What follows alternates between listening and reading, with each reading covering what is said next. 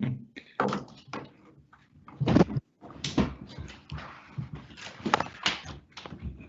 you.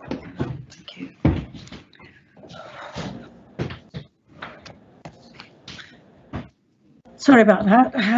We've got a late start today, but now we're all here, we're all set. Good evening, everyone. Happy New Year to everyone, and thank you very much for joining us. My name is Councillor Garywell, and I'm the chair of the Central Hounslow Area Forum. It's now, I haven't even got the time, but it's not 5:30, is it? It's more than that. It's 5:45, so we're running late. 17:43. Okay, to be precise.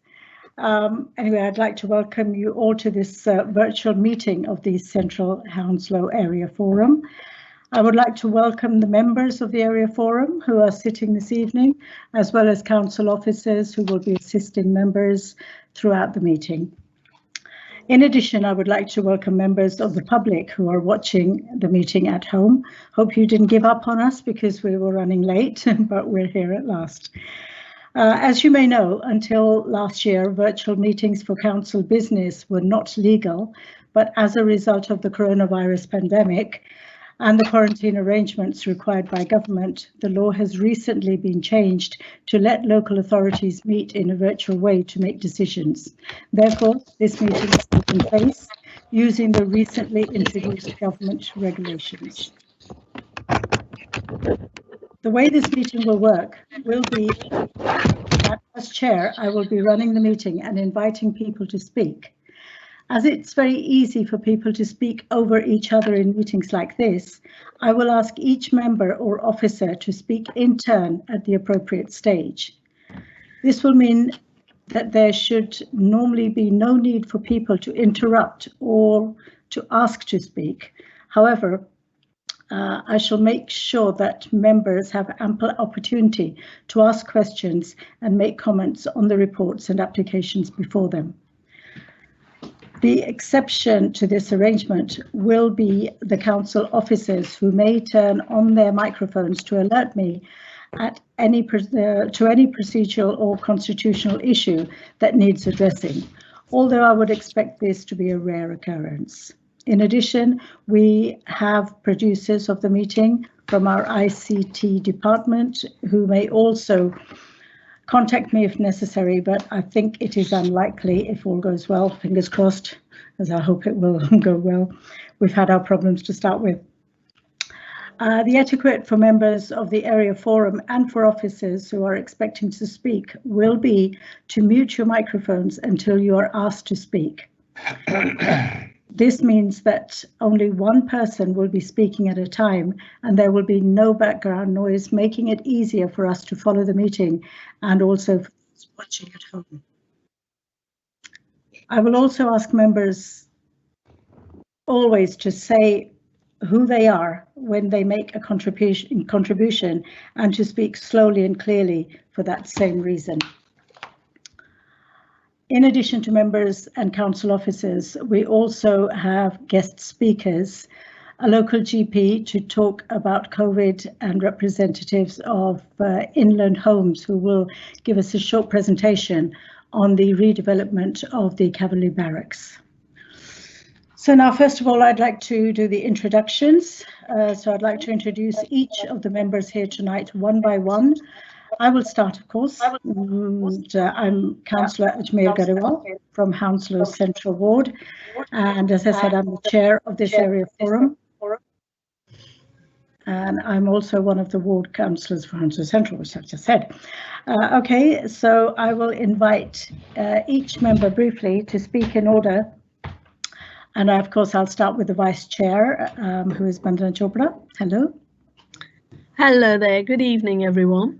My name is Vandana Chopra. I'm one of the councillors for Hounslow West Ward, and I'm also the vice chair of this Central Hounslow Area Forum.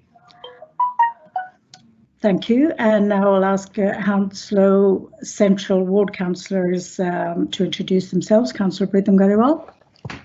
Hi, good evening. Councillor Garywell from Hounslow Central Ward. And Councillor Nisar Malik. Hello. I can't see him there. Okay, Councillor Malik is obviously not with us yet. So we'll go to Hounslow Heath Ward. Councillor Vikram Garywell, please introduce yourself. Good evening, everyone. My name is Councillor Vikram Garywell. I'm a councillor in Hounslow Heath Ward and a member of this area forum. Thank you. And I do believe that Councillor Afzal Kiani sent his apologies from Hounslow Heath Ward, so he's not there. So we'll go to Hounslow South Ward. Councillor Tom Bruce, introduce yourself, please.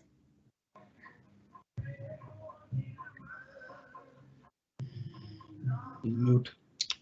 Apologies, my internet connection died. I'm Councillor Tom Bruce from Hounslow South. Thank you. Councillor Shaida Mirban, please, to introduce yourself. Hello, good evening, everyone. It's Councillor Shaida Mirban from Hounslow South. Thank you. And Councillor Karen Smith. It says here sent apologies, but I know you're here because you said you were going to be, so please introduce yourself. Hello, good evening. I'm Karen Smith, the Councillor for Hounslow South. Okay, and Hounslow West Ward Councillors, Councillor Jagdish Sharma. Good evening, everyone. Colleagues, I'm from Hounslow West Ward, Jagdish Sharma here. And Happy New Year to all of you. Thank you. And last but not least, Councillor Sohan Sumra, please introduce yourself. Good evening, everyone. Nice to see you all well and healthy. Sohan Singh Sumra from Hounslow West, Councillor. Thank you. Can you hear me? Yes, yes, we heard. Thank you. Thanks. And can you please mute your microphones when you finish, please? Thank you. And now I will invite each person who is expected to speak at the meeting in turn. So we have Sergeant Catherine Nottage from the police. Hello. Hello, good evening. Can you hear me? Yes, we can. Good evening. Yep, I'm here. Okay, lovely. Thank you very much. We'll come back to you. And then we have a Hounslow GP, Dr. Mohammed, I think. Hello. Dr. Mahmood's not joined us at the moment, Chair, but he's on his way. Mahmood, okay. And Hounslow Public Health Officer. That's Kelly O'Neill, the head of public health. I don't think Kelly has joined the meeting yet, but we're sorting out technical things now. Okay, and do we have Mr. Sean Groves from Inland Homes? We do, yes. Hello, Chair. Good evening, members and the public. Thank you very much for having us. Chair, a few of my colleagues will be joining a little later on in the meeting to help out with the presentation. I hope that's okay. Okay, yeah, that's no problem. Lovely, thank you. Thank you. Sorry, Chair, can I just interrupt a second? I'm Sean. I was just in the middle of emailing you and your colleagues. We had a technical hitch for which I'm responsible. And I was going to let everyone know they need to click on the most recent invite. You obviously have, so I'll stop emailing you now. Thank you for that. Sorry, Chair. Okay, thank you. And Mr. Ben Johnson, is he with us yet or is he coming later? Chair, he'll be joining a little later when it comes to our item. Okay, lovely. Thank you very much. And Stephanie Walker, I presume, is joining us later as well. Yes, and Mark Gilpin, Chair, as well as Katerina Polidoro from TP Bennett Architects and Ben Smith from WSP, who are our transport consultant. Okay, lovely. So we will welcome them when they come. Thank you very much for that. And okay, so I'll invite the APO and the clerk to introduce themselves briefly. So John. Hello everyone. My name is John Wyman White. I'm the APO, which stands for Area Participation Officer, and my role is to support the chair with the technical side of this meeting. Lovely, thank you. And of course, Bill. Hello, Bill Liam. Hello, Bill. Have we lost Bill? Well, we know he's with us. So Bill is the clerk. Everybody knows he's been emailing everyone, so he's probably busy emailing someone. I hope. Sorry, Chair, I am here. Okay, hello. Good evening, everybody. Are you going to introduce yourself, yeah? Yeah, my name's Bill Lee. I'm clerk to the panel. I'll be taking notes. Lovely, thank you very much.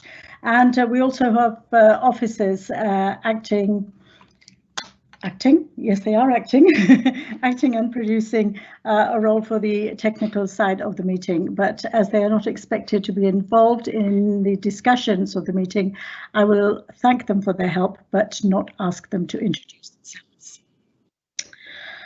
So, can everyone please mute your microphones if you have not? Thank you. So members of the public are reminded that the agenda and all the items being discussed by the area forum tonight can be found on the council website under the Central Hounslow Area Forum meetings page. So if you want to see them, that is where to look. I also want to make sure that all members have seen the agenda. And please speak now if you've not had the agenda or seen it. So I take it everyone's seen it. Thank you.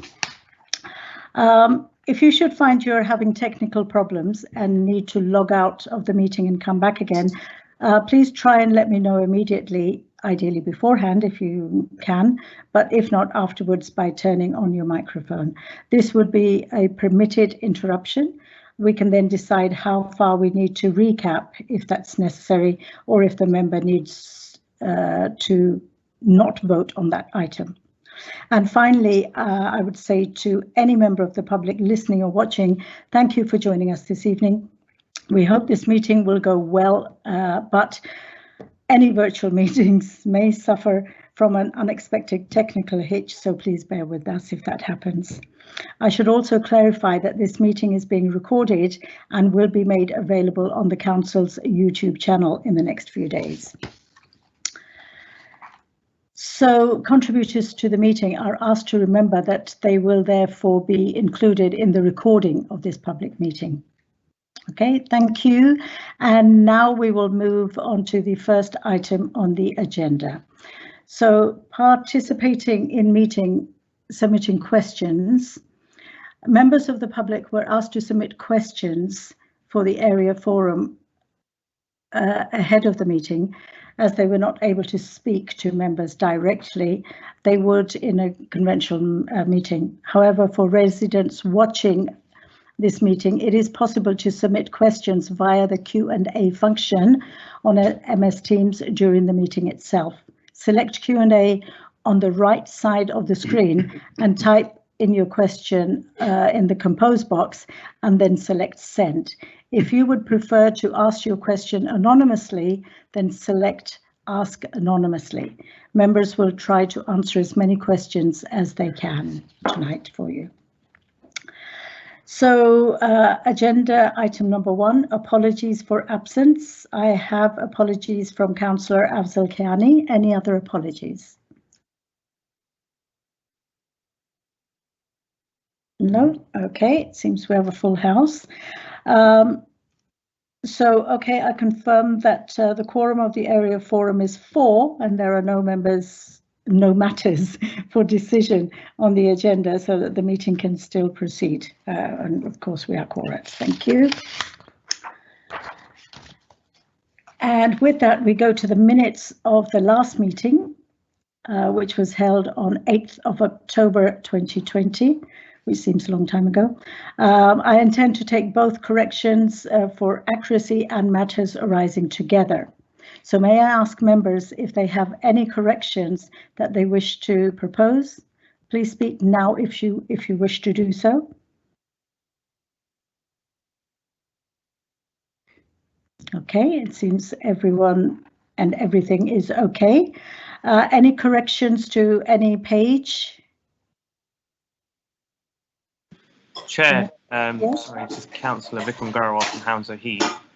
Just one slight correction to the minutes. It's on the last page, and it says it's the last paragraph before item 6. So last paragraph of item 5. It says Councillor Sohan Sandhu. It should be Sohan Sumra. Yeah. Okay, we will get that corrected. Thank you very much for that, Councillor Garywell. Thank you.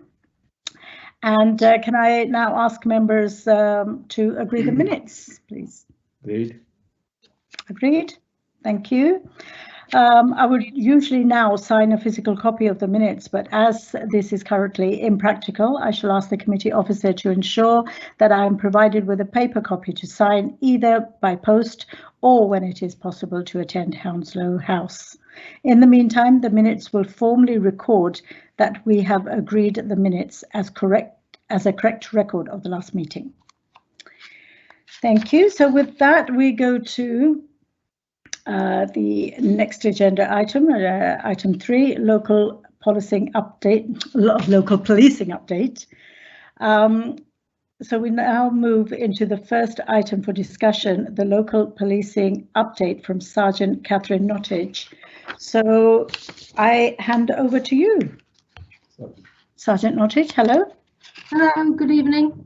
This is the first time I've been at one of these meetings, so it's all new to me, but it's nice to see you all anyway. I know there's been obviously a big delay from the first meeting I was supposed to attend many, many months ago.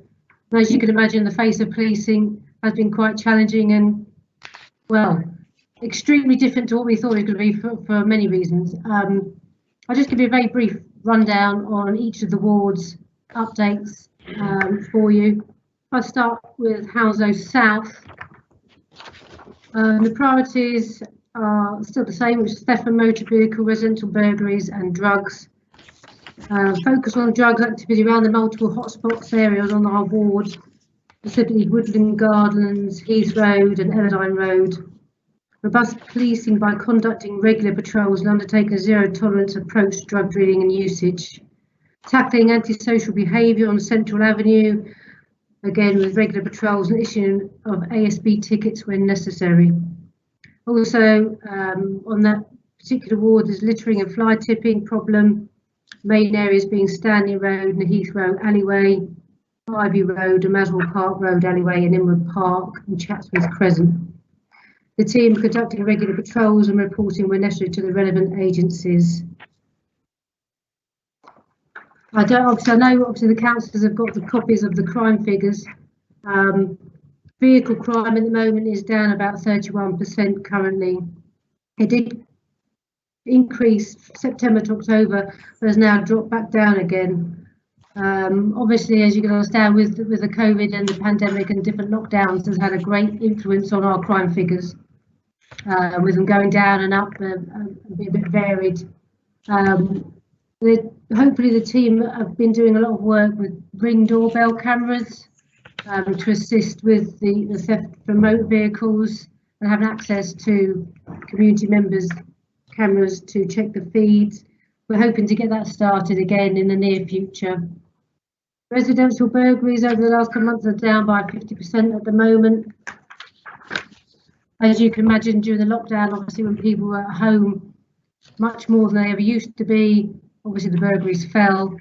And then obviously as we went back out into our normal day-to-day lives, they started to go up again. But at the moment, it's down at the moment. Drugs on the houses for South are up at the moment, but as you're all aware, the drug stats are all about how many people we stop and search, what drugs warrants we do, is all self-generated by the police. So in September to October went down, and now obviously it's gone back up again. As I said, there's even during the lockdown, there's still people out and about that shouldn't be that we're stopping, and obviously during the lockdowns they stand out a lot more than they did before, and so there has been a lot of work on that over the last few months. That's pretty much all I have for Hounslow South at the moment. Hounslow Central, their priorities at the moment are assault with or without injury, drugs and theft. Their current promises are in relation to the begging in the High Street, the licensing issues in Inwood, Kingley Road, and rough sleeper patrols that they do. Problems obviously still, we all know the High Street is a challenge for us all. However, as we know, a lot of that is during the nighttime hours and the early hours of the morning. We've had issues with the North Drive alleyway since the COVID restrictions came in, and we've issued numerous tickets for COVID breaches in that area, as well as made a number of arrests in the alleyways for drugs in that area.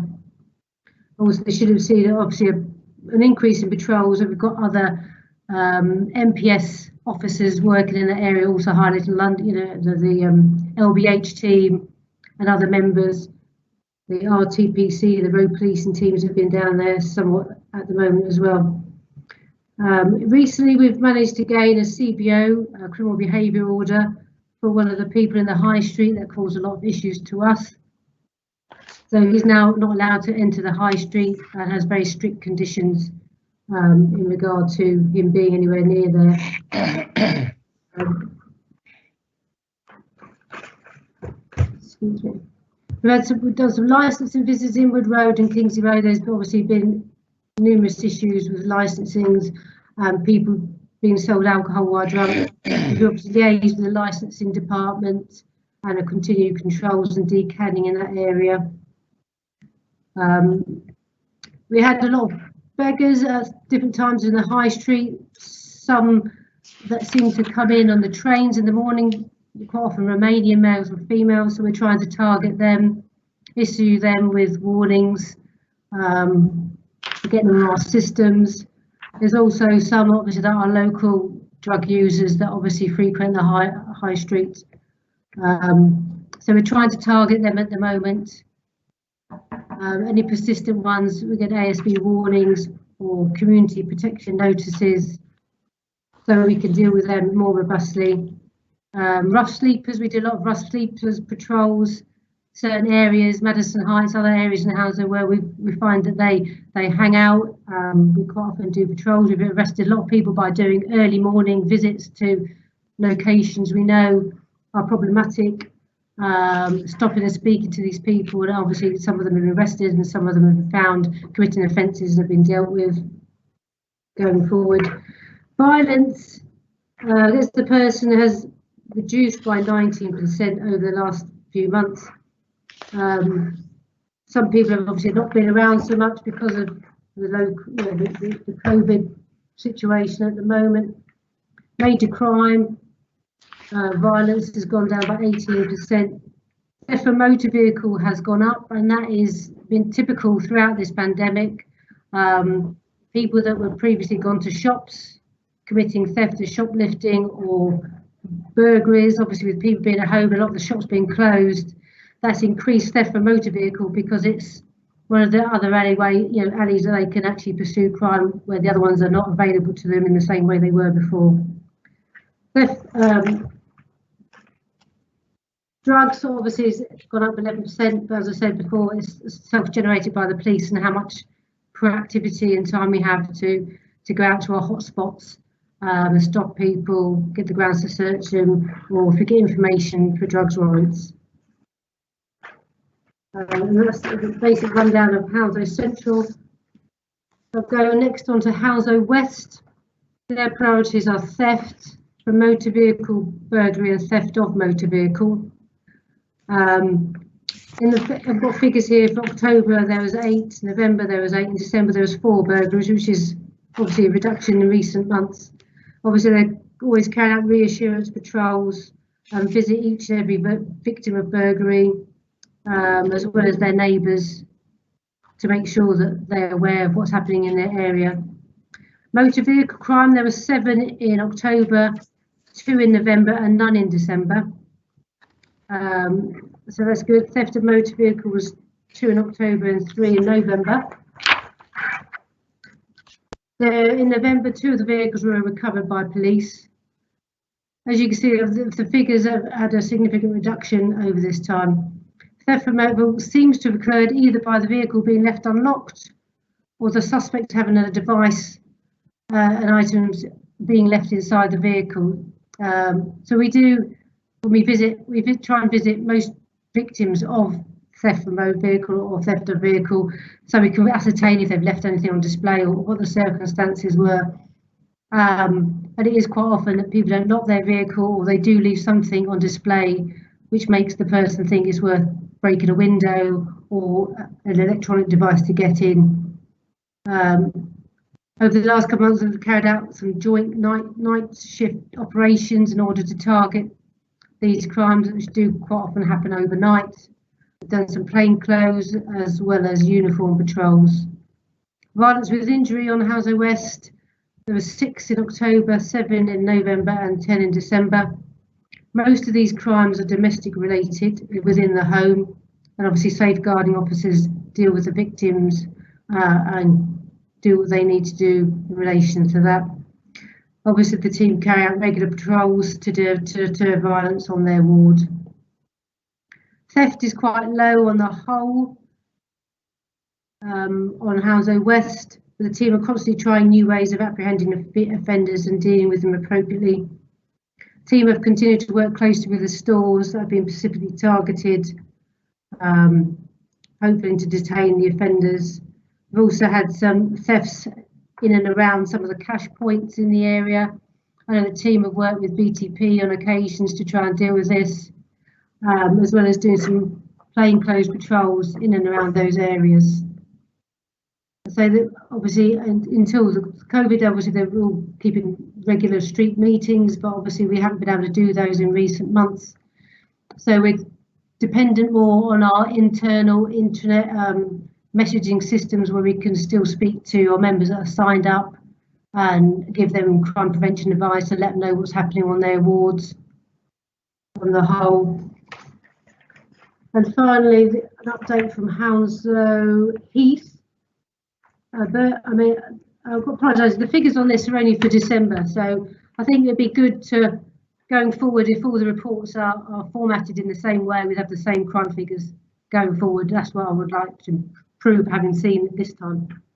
Burglaries are 8 in December.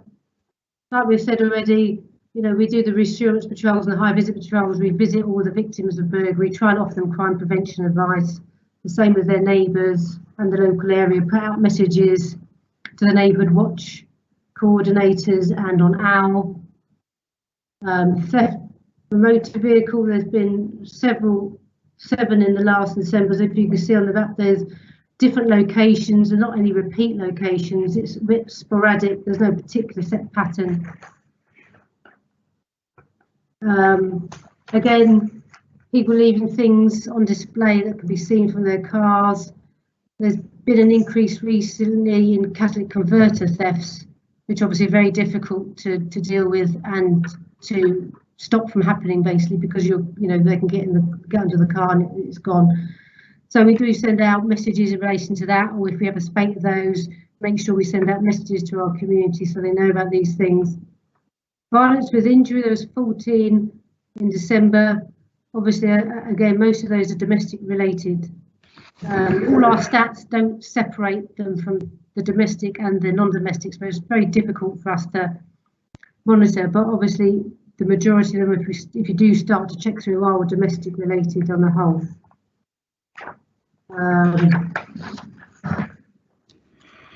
An increase in shoplifting over time, that's to be expected at the moment. All the wards are trying to promote OWL, which is our messaging service to the community, and we need to try and advertise that more to all our partners and community members, especially when we can't do street briefings and things like that at the moment. That's about it really at the moment from the wards. As you can imagine, all our work has changed quite significantly in recent months. I'm sure like it has to all of you, and so we're all learning and trying to be a bit more innovative in how we deal and approach crimes going forward. That's it for the time being. Thank you very much for that, Sergeant Nottage. Now I will ask members if they have any questions, but can I first remind you to introduce yourselves when you speak, and so we know which ward you're from and the Sergeant can answer your questions. So I will ask Councillor Vandana Chopra first of all, if you have any questions.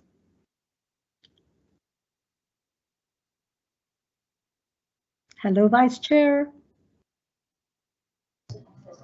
Councillor Chopra, any questions? Hi there. I was just hoping for a little bit of a breakdown of the Hounslow West any kind of incidents and things like that, really. I don't have to apologise. I haven't prepared these reports, and obviously this is my first meeting. But I think going forward, it would be good if we did have some local, if there's been any local incidents that they recorded, and I will look to do that in the future going forward, because I think that's a valuable bit to share with you. Thank you very much for that. Thank you. That would be good if we could get some kind of breakdown. Gives us a bit more idea of what's happening and maybe what has been done to resolve problems.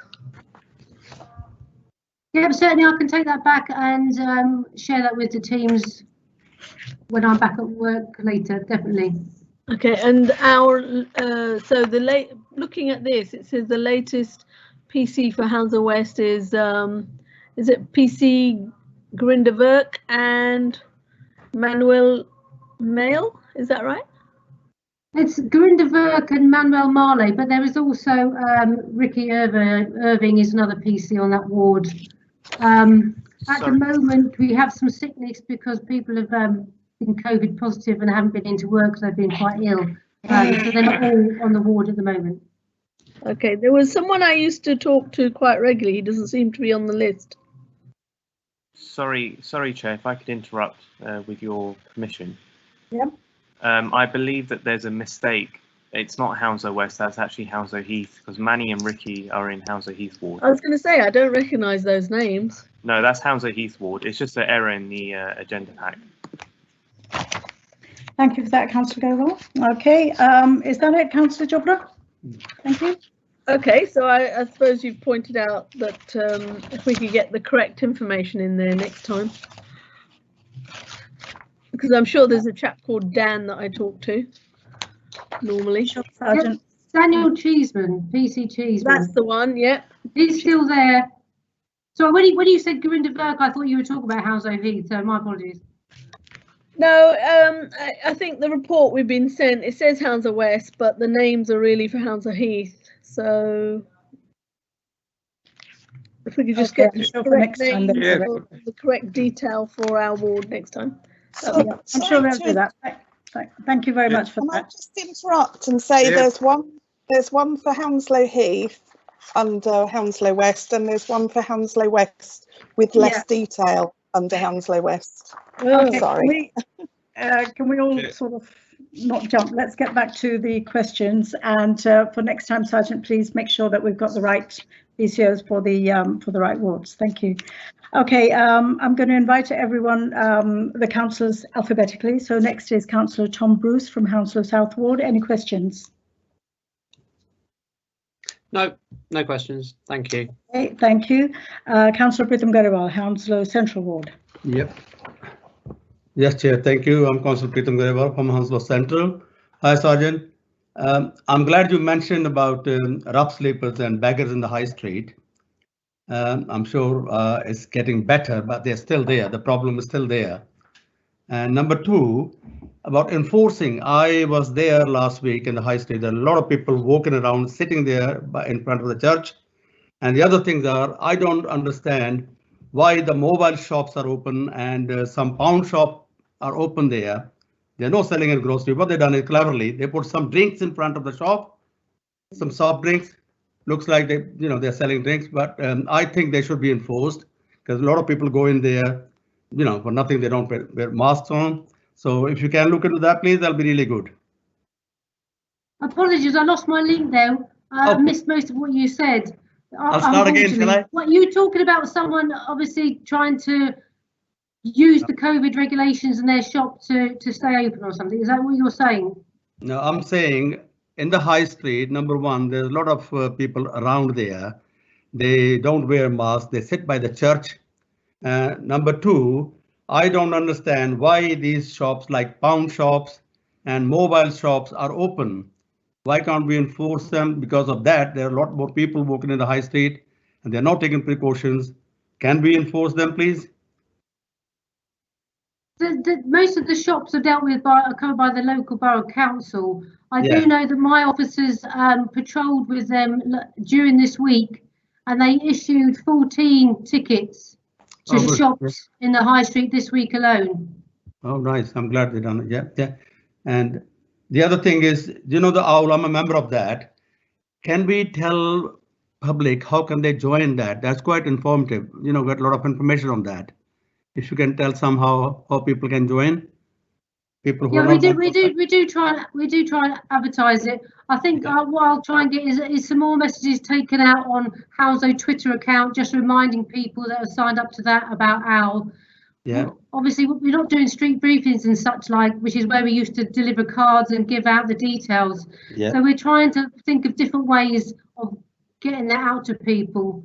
But we will be sending some more messages out on Twitter and Facebook and other means. That'd be good. Thank you. Thank you, Sergeant. Okay, thank you. Next, Councillor Vikram Garywell from Hounslow Heath Ward. Any questions? Thank you, Chair. Yes, I have a couple of questions. Can you hear me? Yes, we can. Yes, I can hear you. Thank you. So the first question, thank you, Sergeant, for the presentation. I appreciate you covered a bunch of wards and some of the presentations weren't yours. With the catalyst converter point, it's really, really important because, you know, I see various online videos, residents complaining to me that catalyst converters are getting stolen in front of them. It takes about 2 minutes to take place. And there's video footage that I've seen of some incidents in our borough where we've caught the offending group's number plates. Has there been any sort of criminal action taken against them based on that, the number plate and the information from the DVLA? Are we prosecuting? Because that is the largest deterrent, and I really hope we are. My second question, but it's actually a point. I had a meeting with some Benson Close residents yesterday, and they wanted to thank the Hounslow Heath police team, Ricky, Manny in particular, for making Benson Close safe for residents for the first time in 8 years. That's absolutely fantastic feedback that I got. So I just want to share that with you in this forum and just say thank you for the hard work there. The third point in Hounslow Heath is the Hounslow Heath car park. It doesn't seem to close at night. So I go walk past there near enough every night, about between 9 to 10 p.m. and there is always antisocial behaviour and drug use going on in that car park. Can we please have more patrols in that car park during those hours? And secondly, can we speak to the powers that be to lock that car park after 5, 6 p.m. There's no reason for it to be open beyond that, and that will stop a lot of antisocial behaviour taking place there. Fourth point, I think Councillor Preetham Garywell touched on it. Mask wearing and the lack of mask wearing in the Hounslow High Street, in Hounslow West, where the parade of shops are, is unfortunately very minimal. As a London Borough of Hounslow, we're now the 6th worst out of 32 London boroughs in terms of COVID infection rates. So we need to enforce more. Appreciate your team are covering a wide array of activities, but we need more enforcement. So any help on that side will be much appreciated as well. Thank you, Chair. Thank you. That's quite a lot for Sergeant to take back. I was saying, firstly, if the catalytic converter, I wouldn't be able to comment on any individual cases. But obviously, if there's an offence that's been committed and someone gives us the information or a vehicle registration that has been involved in that theft, then obviously all the inquiries in relation to that vehicle would be made, and that would be followed up as a line of inquiry, certainly. As to if we've had any success, I don't know. I do know we have had thefts, we have had stopped people, and they have been arrested and charged with those offences. But I can't obviously speak on an individual level. In relation to the mask wearing in the High Street and Hounslow West in the outside space, obviously I know the mayor and other people are pushing for masks to be worn outside in all open areas, but at the moment obviously that's a tenuous area that hasn't been agreed. But obviously if we see groups hanging out together, then obviously we're going to be down there speaking to them straight away because they're in breach of the COVID regulations anyway. But as you can imagine, we've had an increase, tenfold in calls in relation to normal crime and also COVID restrictions, people breaking rules, people having people in their houses, that sort of thing, which is great that people are reporting it. But obviously then it has, we can't get to it all, so we have to decide what we're going to deal with first. But anything in a public place like that, which obviously has given out the wrong impression, we would try and get down there and obviously deal with it as soon as we can. The car park, I will pass that on to the team. Obviously, the council will be in control of closing and locking those dates. I'll ask the team to make inquiries in relation to that going forward. Was there another one? I think that was all I wrote down, but was there another question? No, Sergeant. The last point actually was about positive feedback from Benson Close and Estridge Close residents. I'll feed that back, because I know the team have put a lot of effort and a lot of time into that particular area, because it has been bad for some time, and I'm glad to hear that things have improved for the residents. Thank you for that. Okay, thank you very much. Can I please, looking at the time, say, can you keep your questions and answers really precise, because we're running really late. Councillor Shaida Mirban from Hounslow South, any questions? Councillor Mirban? Hello? Hello, can you hear me now? Yes, we can, yeah. Yes, I mean, my question was also what the other councillors have just said about the shops in the high street that are open, just because they've got a couple of cans right at the front. Now, surely the police should be able to act on that, because that is just not right. And the second issue was, masks. I mean, surely they should be able to do something about people not wearing masks. It's a risk for all of us. But I mean, the shops, and I've noticed every day when I do go to the high street, I've noticed that more and more shops are opening up. There's a beautician near the end of the high street. She's open. Quite a few shops this side. They've got cans and packets of crisps there, just as they were selling food, but actually far from it. Surely you should be able to do something with that. But that's it. Thank you. That's not just the police, Councillor Mirban. Yes. Actually, that should be our council enforcement team. You should, if you see a shop which shouldn't be open, they should be notified, and they are the ones who should be enforcing their closure and fining them as well. But I take your point. But the police, I think, as soon as they sort of, when they get something from the police, I think it really does deter them that, I don't know, the police seem to have a bigger impact on them than council, but like you said, maybe I should point a few of the shops out. Okay. Thank you. I'm sure Sergeant will take that on board and get onto that. Councillor Jagdish Sharma, do you have any questions from Hounslow West Ward? Councillor Sharma? Okay, I'll move on to Councillor Samra. Samraji, any questions? Hello, I was speaking. Oh, sorry. Okay, you were muted, I think. Go on. Why somebody makes it mute? Now it's okay. Now, only I wanted to say that I think the officers should know that we are Hounslow Central Area Forum. In Hounslow Central Area Forum, there are 4 wards: Hounslow West Ward, Hounslow Central Ward, Hounslow South, and Hounslow Heath. I think if you look at page 12, at the top, it's written Hounslow West Area Forum. This is not Hounslow West area. Hounslow West area could be. This is where, when you read all the report, when I read all the names of the roads on page 12, they are all in Heath Ward. In the middle, the boxes in the middle, there it says Hounslow Heath, which is right.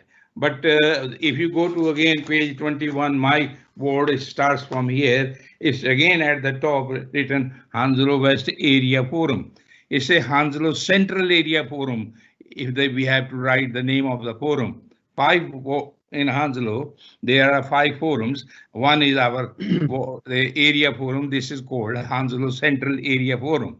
If the officer wants to give the ward name, it should be simply Hounslow West Ward, Hounslow South Ward, Hounslow Heath Ward. It will be easy for officers also and members also. It's all mixed up. And as far as the question is, I simply want to ask one question, that there are different people in each ward. We have common problems. Our priorities are more or less the same in each ward. But if you, I think these are all right here. I feel, if I know that perhaps we can't give the name of the people who commit these offences, but if we know that there are some common people who are also committing these offences, first in Hounslow West Ward or Central Ward, as long as if we have some sort of indication, and then we can, we know so many people also ourselves, but otherwise I will appreciate that it's a good report of the officer. Thank you. Lovely. Thank you very much, Councillor Sharma. I'm sure the Sergeant will take that back, that they put the wards on properly and not confuse the issue there. Thank you. Councillor Samraji, any questions? Councillor West Ward? Can you unmute yourself, please? Hear me? Yes, we can now. Okay, hello Sergeant, thanks for your report, because I'm going to request you if you can meet half an hour or 45-minute monthly or your offices once a month in shopping trade. It will help if it's possible, because with that communication, when we work with them, we can ask the shopkeepers what sort of problem you are facing. Because a lot of picking and lifting, that will build confidence between the police as well as with the shopkeepers. Is it possible? Can I just confirm you mean a meeting with the councillors for each ward? Sorry?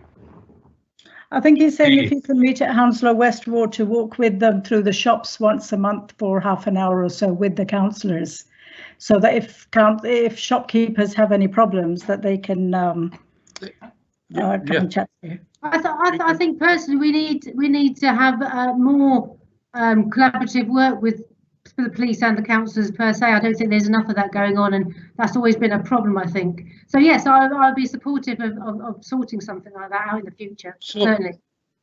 Is it possible you can give me a date, time and all that sort of thing? Well, not right at the moment, but I will get your details and I will be in contact, sir. It's really appreciated, because what happened, we used to do it in Southall, but I'm because I'm involved in one of the biggest charity there. We do it regularly there. If it's possible, it will help. Yeah, so the Sergeant will set I'll be in contact. Yep. Thank you. That's lovely. Thank you. Thanks a lot, Sergeant. Thank you. Thank you. And last but not least, Councillor Karen Smith from Hounslow South Ward. Any questions? Thank you for the presentation. I have no further questions. Thank you. Lovely. Thank you very much. Thank you, Sergeant, for your report and your patience and answering all the questions you could. And I'm sure you'll take everything back to the appropriate ward officers and sort everything out. Thank you very much for coming, Sergeant Nottage. Thank you. Thank you. Good night, everybody. Good night. Bye. Thank you. Good night. Okay, now with that, we move on to agenda item number 4 and 5. We are taken together, which is a presentation for COVID-19. So the presentation is by Head of Public Health, which is Kelly O'Neill. She'll give a presentation on the effects of COVID-19 across the borough. And then we'll have Dr. Talik Mahmood, who will give a presentation on the rollout of the vaccine programme. So, and then after that, you'll have an opportunity to ask questions. So with that, I'll hand you over to Kelly O'Neill. Thank you, Kelly. Thank you very much, Councillor. So I'm Kelly O'Neill, I'm the Director of Public Health. Joining me this evening is Sam Greehey. He is a Public Health Officer who works in my team with a specialism in data and geospatial information. So he and I are going to do a short presentation for you and we'll leave Dr. Mahmood to talk about vaccination. So Sam, can you pop the information on the screen for me, please? Yeah, sorry, just loading up now, Kelly. Thank you. I can see it now. Okay, wonderful. Okay, next slide, please, Sam. So in terms of data, this is the pandemic curve of cases in the borough. So this is information as of yesterday. So it shows that in the borough we've had 16,685 positive cases. Now I will point out that during the first wave between March and May, we did not have community testing in place. So therefore, that kind of small first wave, I would say bump, is just indicative of people who were tested while they were in hospital, because that was the only testing that was going on at that time. Testing was introduced in the summer on a community level, and therefore what you're seeing in terms of the cases in this second wave is where we are now. So just to point out that this second wave spike has been for want of a better phrase, impressive. We came out of lockdown 2 having not made a significant reduction in our rate of infection, and therefore there was a massive steep climb. And I've kind of put some indicators on there in terms of what's happened in the last month. So on the 12th of December, our rate of infection was 171 per 100,000 population. By the 12th of January, we were on 1,141 per 100,000. And I am pleased to say for the last couple of days, we have started to show a decrease. So we've got 960 per 100,000 at this moment in time. I would say that it's only a couple of days, but we are seeing in general a small reduction in that rate of infection. Now, what I do want to point out, though, is before we sort of clapping our hands and think that we're over the worst of it, I will explain about the timeline of infection moving on later on in the slide. But whatever happens in this pandemic curve, this is a public health curve. It just illustrates rates of infection. So in many respects, this is a timeline for what's happening in the community. What's happening in the hospital is delayed between 11 and 18 days.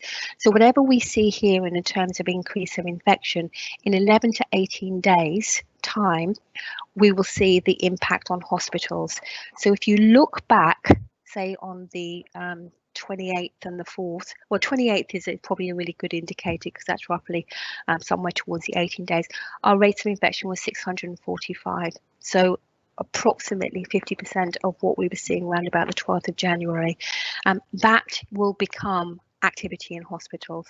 So I just want you to be mindful of that. The other key thing that I just wanted to just flag so it would remind me is that the positive cases are predominantly being based on risk factors, and risk is the biggest risk in terms of the severity of symptoms and the severity of ill health is age. So the older you are, the more likely you are to have more serious infections, serious symptoms, and need hospitalisation. While women are likely to test positive more than men, probably because they are more likely to attend for testing. Men are more likely to end up in hospital. And if you remember back in July when Public Health England published its report on inequalities associated with COVID, people within sort of service industry, taxi service, security, front-facing services were more likely to get COVID because of their exposure. And obviously ethnicity was identified as an indicator, probably because of the contribution of occupation and deprivation in public health terms. So it says that so a combination of those factors it contributes to that particular curve. Sam, can you move on, please? So this is the overall cases in the borough over the course of the pandemic. So from the 28th of February until now, and just to reiterate though that what was happening in the first wave was not being recorded nationally. So it is of the recorded numbers of cases as people presented to be tested, and the darker the colour, the higher the number of cases. And what you can see is around in this kind of central area of the borough, we have the darker areas. And I have to say that sort of Hounslow, Central, Cranford, and obviously Heston West, which have the dark, have always had the highest number of cases throughout the pandemic. There's not one single factor as to why that's the case. It is probably a combination of factors. In the bullet points towards the middle bottom of the slide is just to sort of demonstrate the pace and scale of the change in terms of the increase in numbers that we've seen. So if we look back to the 20th of December, our total number of cases was 8,372. By the 9th of January, it was 16,433. So that's less than a month, such a massive increase well, Sam has kindly put it in as 96% increase in those sort of roughly about 3 weeks. So the age profile currently is that it's predominantly in working age populations cases, and that's probably because those are the people that are out and about in the community and they're more likely to have exposure risk. In our under 19s, it is 15%, and that's predominantly secondary school age children. Younger children, we've had a relatively small number of cases. That usually runs roughly about 5%, and our over 60s have been pretty static in between 12 and 15% throughout. But obviously, as that rate of infection has increased, so has the absolute number of people within those age groups, and it's the over 60s and particularly the over 80s are, as I said, who are the people who are more likely to end up in hospital and who are more likely to die as a result of being hospitalised. So Sam, I'll pass over to you because you do all the technical things. Thank you, Kelly, and thank you everyone. Good evening all. So I'm Sam Greehey. I'm a public health officer as part of Kelly's team at the London Borough of Hounslow. So I just going to sort of display the impact that COVID has had on the borough across the entirety of the pandemic, but also sort of in the more recent weeks as well, and sort of display some of the methods that we do to display sort of the current situation as to where we're at. So as Kelly has commented on, this map here was cases we've seen across the entirety of the pandemic. So I'm just going to move on to the next slide. So the way that in which we report the situation in Hounslow is we operate on a 7-day rolling period. Camera off. Anyway, so just to sort of second. Sorry, Councillor Sharma, can you mute your? I think everybody, Councillor Samra, can you please mute your microphone? Everybody who's not talking, please mute your microphones. Thanks, thank you, Chair. So just to put in terms of, so the graph that Kelly showed on the second slide was, it documented the number of cases per day. And if you want to sort of translate that into our infection rate, this is what this graph is displayed since the 1st of September. So as you can see, around this October, November and early December period, we're around 200 cases per 100,000. But as you can see, this gradient since the start of December towards the Christmas period and how steep that gradient is sort of really documents how rapidly the cases and the rate increase within Hounslow. And as Kelly mentioned as well, our rate has slowly started to decrease. It did reach 1,200 cases per 100,000. So in terms of where we report where we're at and how we sort of report to senior positions within the council and partners within the borough, so we operate on a 7-day period. So the most recent one in which we have useful information up to date is from the 3rd of January to the 9th of January. Sam, can I just someone is taking over the screen. Oh, okay. I'll try and get control back if that's okay.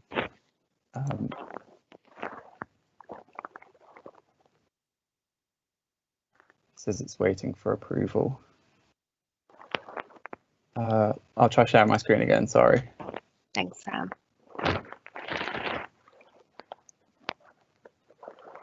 Can you see? Yeah, you're back on. Wonderful. You're back Thanks, on. Kelly. Thank you. Sorry about that. So from the 3rd of, so this is information that we received on the 12th of January.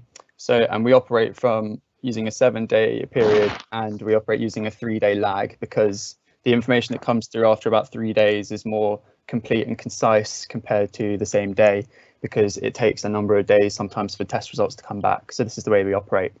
So if we look back from operating on the 12th of January, our infection rate was at 1,059, and as Kelly's mentioned, it has now decreased to 960.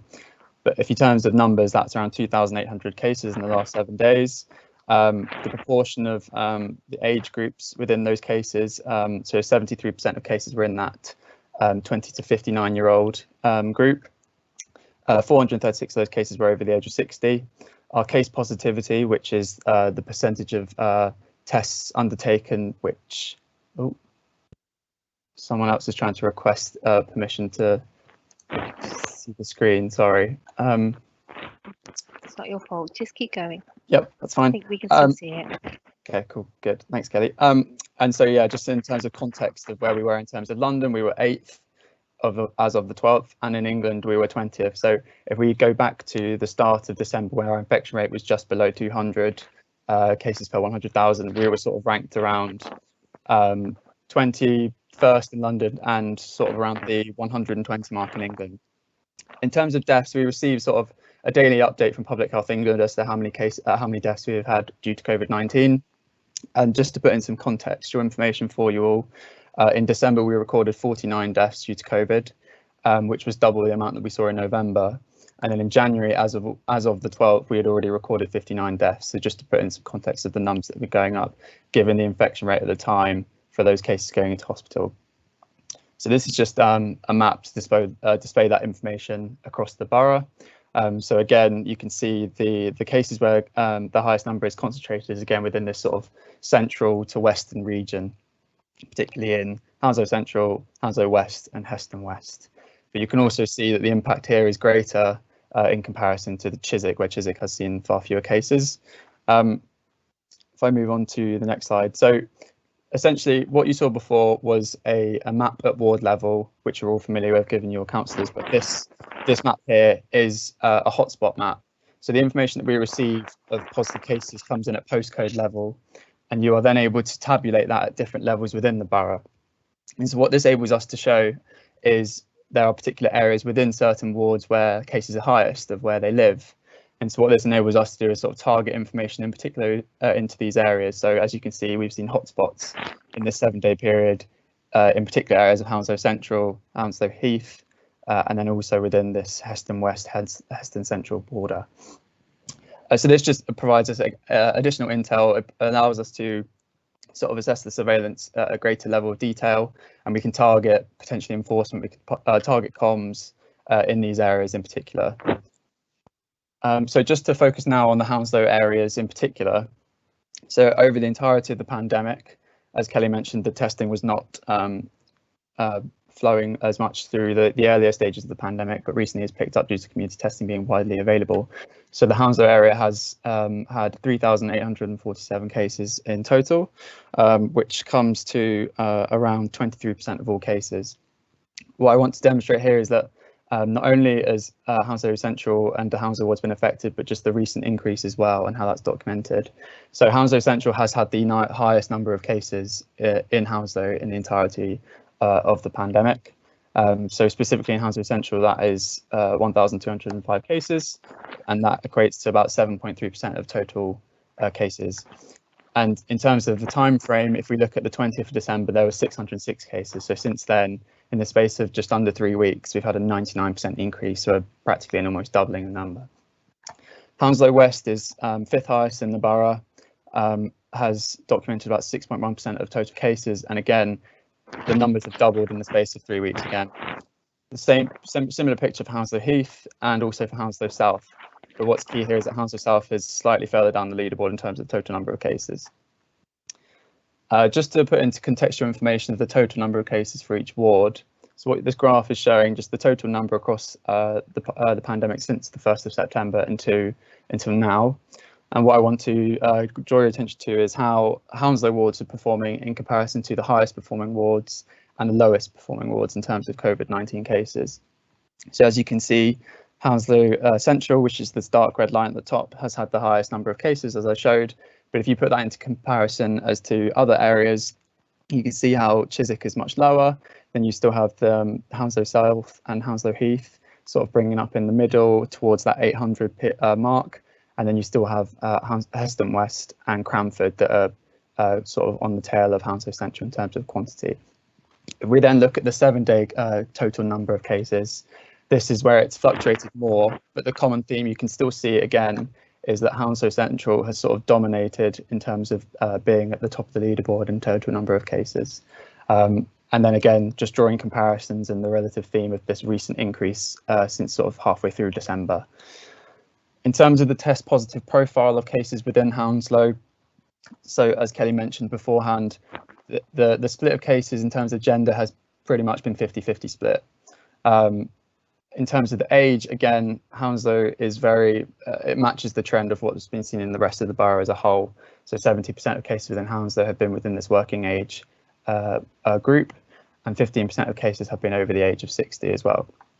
Ethnicity, this is where it differs slightly because, and I think this is just representative of the diverse borough as well, but there is a big cohort of ethnically diverse groups within this area as well. So 31% of cases have documented an Indian ethnic background and 12% have documented British. But what I want to draw your attention to is the fact that we are purely at the mercy of each person that tests positive documenting this information. And as you can see from cases within Hounslow, 50% of cases have not even provided their ethnicity at all. So in essence, you could treat this as a minimum. But I think what's justifiable is that I think this is representative of what the population dynamic is within Hounslow wards. This map here, essentially, I know it's quite a lot to look at, but what this is displaying is a proportional symbol map at postcode level. So each circle you see here in blue is representative of a postcode which has recorded a case since the 1st of September until now. The greater the size of the circle, the point, means the more cases that that postcode has recorded.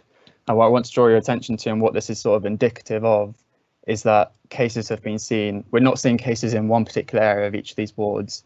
Cases are spread across the entirety of each of these wards. But also, I want to draw your attention, I'm not sure how well you can see it with the legend at the bottom, but the number of postcodes which have seen more than 5 cases upwards towards 32 cases, that's 309. So that's quite a large number where we're seeing community spread with cases within the same postcode. And finally, and I apologise, might be a sensitive topic, but I thought I'd give you a little breakdown of the deaths that we have information on. So as I mentioned beforehand, each day we do get an update from Public Health England in terms of the statistics of how many deaths due to COVID-19 we've had.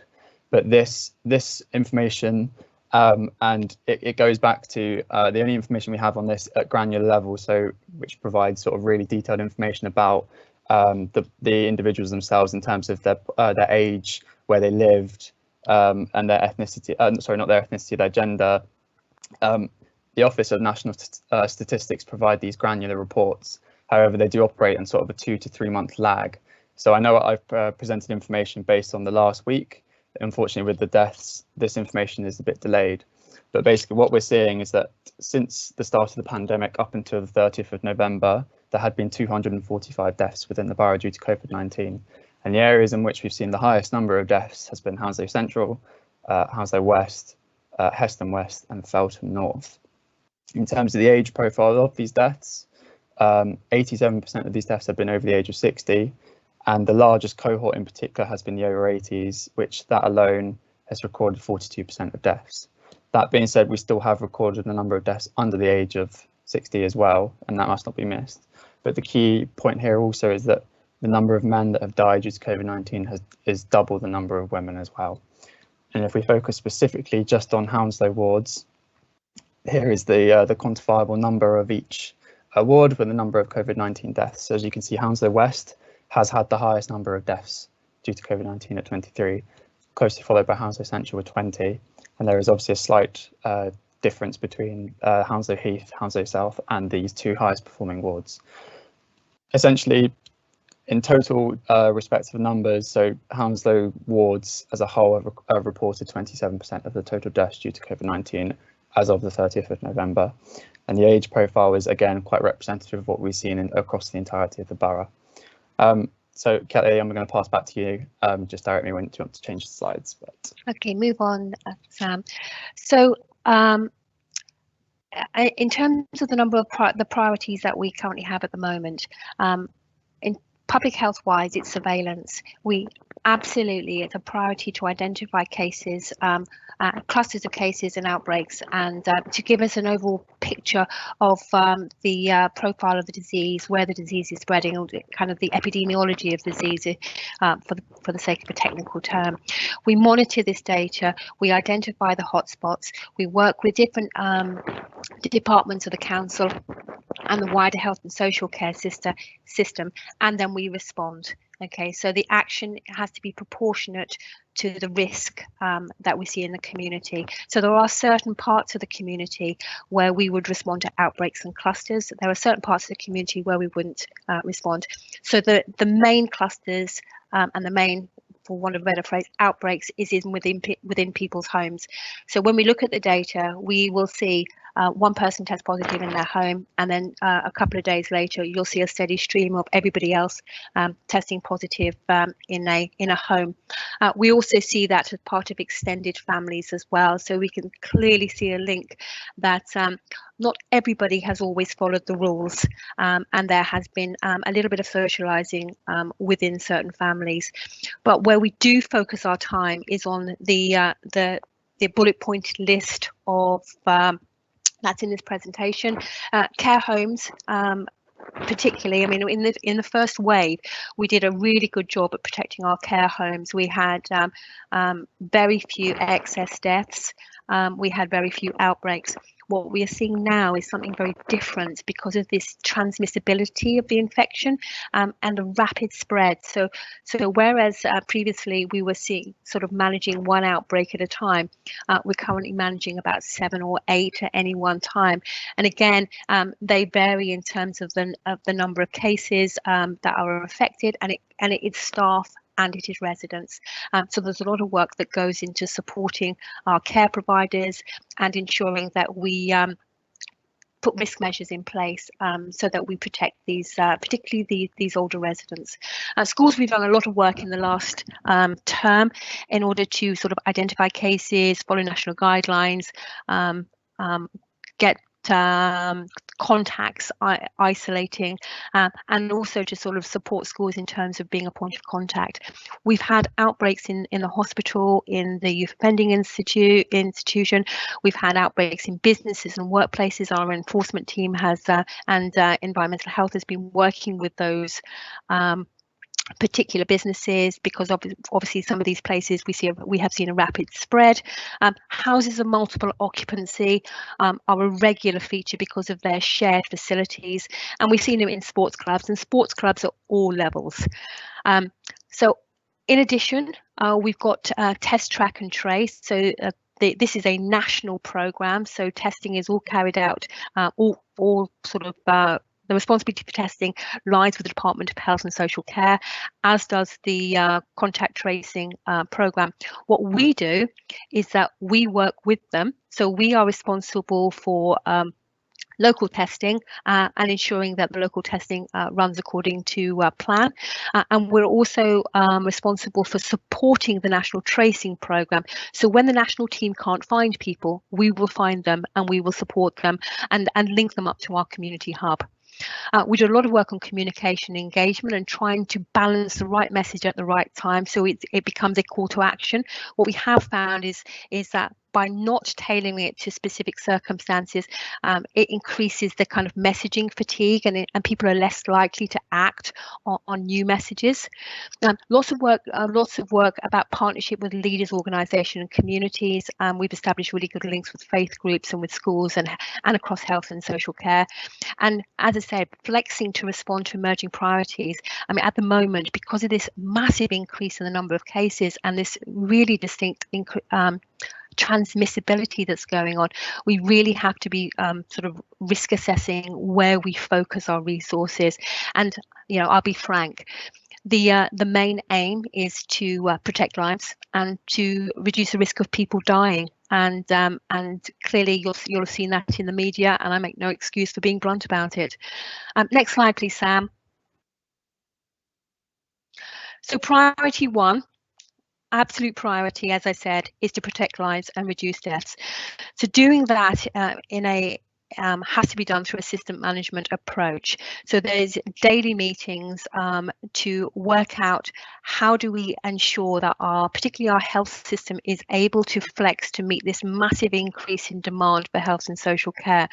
And what I've said, earlier on in the presentation, is that the pathway to hospitalisation from a person being exposed to infection to the point at which they become critical, and unfortunately some of whom will die, can be up to 18 days. Sometimes it's a little bit longer. So whatever we see in terms of rates of infection, it's really important. Whatever we see in rates of infection, there will be a lag of this 11 to 18 days in order for us to fully see the impact on sort of the health, particularly the NHS and particularly hospitals. And remember, hospitals are buildings, they have a finite capacity. So I've previously mentioned what those kind of rates of infection were. So our focus at the moment, and right from the outset, is sort of lockdown 1 was stay at home, protect the NHS, and that is exactly what this lockdown is aiming to do now, in slightly in a different way, in slightly looser way, as you will be aware, is to manage this sustained pressure in surging cases. And it is really clear that the activity that we are seeing is way above wave 1. Now, the positive is that people who are severely unwell are not dying in the same way as we saw in wave 1. But again, having people in hospital for a long period of time reduces the amount of capacity that we have in the hospital. So actually getting our social care system to work with us and to use our sort of community-based NHS services to manage people who can be managed effectively in the community is absolutely critical. So in the hospital at the moment, there are about 215 COVID positive patients. There are roughly about let me remember, about 40 people in intensive care, of which about 16 are being ventilated. The hospital is constantly looking about ways to increase its critical care capacity. Wards are being converted to for COVID use, and there is a real drive to manage people in the community and to protect our care homes. Now, obviously, all of this is COVID-related activity. This is also winter time, and wintertime hospitals are usually full. So while all of this activity is going on, it's pretty clear that somewhere there are people who are experiencing illness in the same way as they would experience illness during the winter time. So there is a sort of this unmet need, unknown need. Well, actually, it's not unknown, it's known, but we can't quantify what's happening. So yeah, so this is a perfect storm that is potentially brewing. Next one, please, Sam.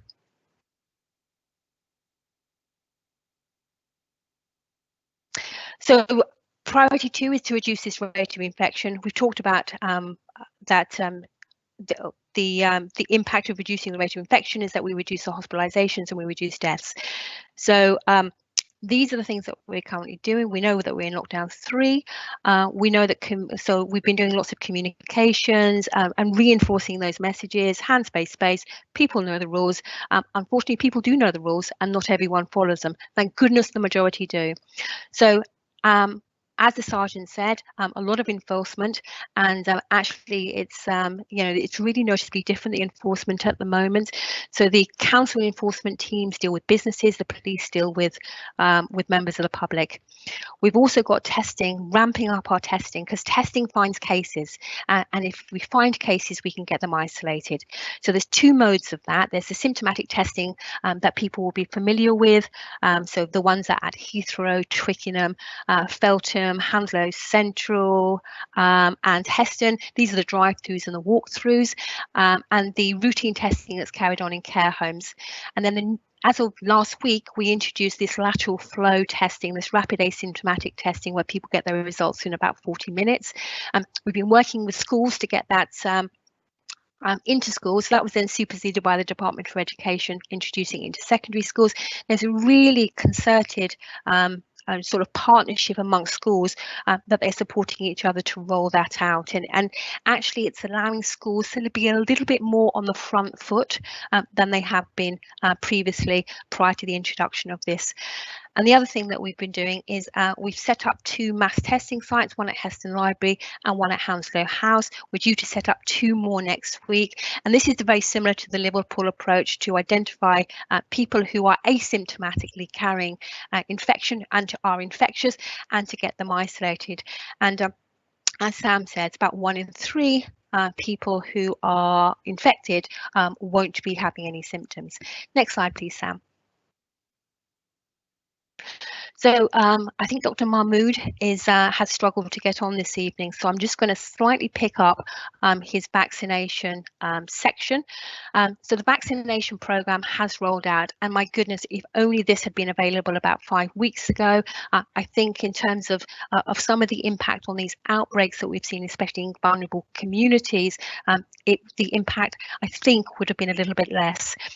So the vaccination programme is an NHS-led programme. There are clear prioritisations as specified by the Joint Committee for Vaccine and Immunisation. The priority groups are based on age, because that is the single biggest risk factor. So in Hounslow, the way that the vaccination is rolled out is based on 2 specific means of delivery. One is these primary care network sites, which are groups of GPs working together. We've got 3 operational at the moment. 2 of these PCNs are operating out of heart of Hounslow. 1 is operating out of Chiswick Health Centre, and this week Thornbury came online. Feltham is a site that's to be confirmed. We're just sort of working with the Department of Health to try and sort of shore up that particular site. Now they're doing the vulnerable people, they're also doing care homes, and the aim is to get the care homes done by the end of January. The other mode is the mass vaccination side, and we will be sharing a site at Heathrow which will go live at the beginning of February with Hillingdon, and then our own mass vaccination site will be in Brentford, and that will come online around about the 15th of February. Now obviously you'll be aware that there are 2 vaccines out there. One's the Pfizer vaccine and one's the Oxford vaccine. The national decision to change the vaccination programme came into play last week to delay the dose, the second dose, till about 12 weeks. That's not a political decision. That is a clinical public health decision. And the reason why that's really important is if you've got 100 doses of vaccine, it means that you can give everybody a certain degree of protection, and that certain degree of protection after 3 weeks will be roughly about 80 to 90%. If you give 2 doses, it allows 50% of people to be pretty much fully vaccinated, but 50% won't have anything. And actually, it doesn't take a lot of people to be infected in order to cause real pressure on the NHS. So it's a really sensible decision. Next slide, please, Sam. I think that is basically what I've just said in terms of so the rationale for changing the vaccine schedule, and just to sort of reinforce that it is based on this rapid increase in COVID cases in December and January, a large increase in hospitalisations, this emergence of this new, for want of a better phrase, this sort of variant that was first identified in Essex, and the ambition is to vaccinate as many people in the shortest space of time safely, and I think, as I say, I think this is a very sensible approach. Okay, I think that is it. I'm happy to take any questions that anyone may have. Thanks, Sam. Do you want to take it off the screen? Thank you, Kelly. I was thinking, shall we do questions after Dr. Mahmood's presentation as well, so we can do it all together? Has he been able to join? I think he has.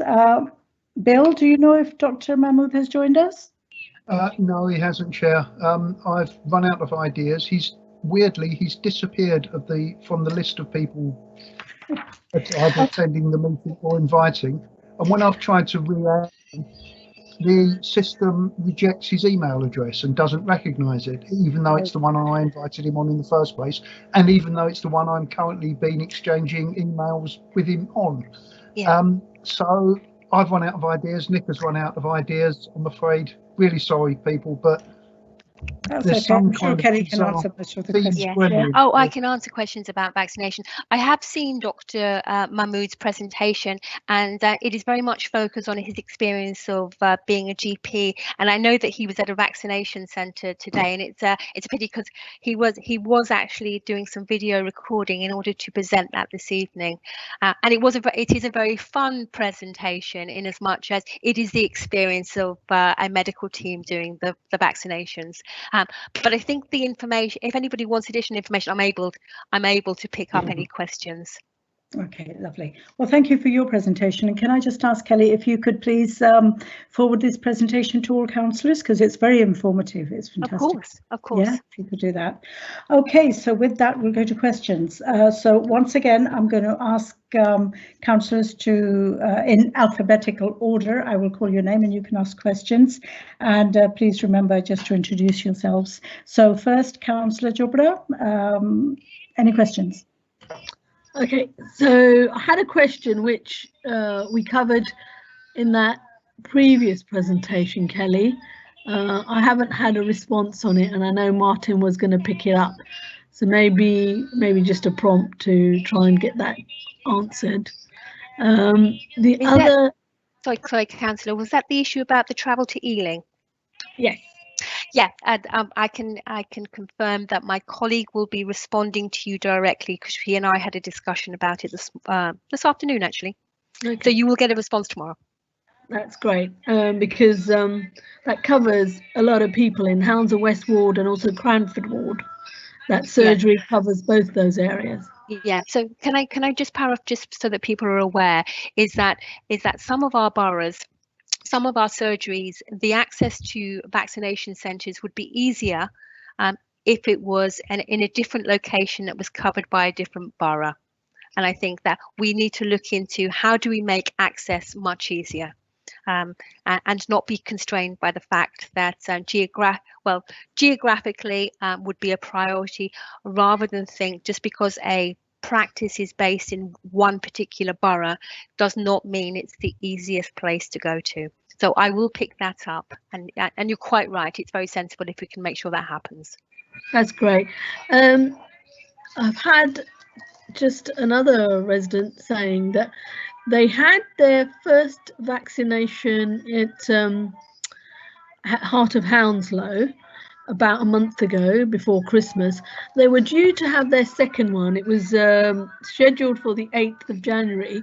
Yeah. They went to Heart of Hounslow and then they got turned away, and they weren't the only ones. There was a whole group of pensioners that were turned away, and they were very disappointed and unhappy, and they were told it was because their doctor had decided to cancel the appointment to the second jab.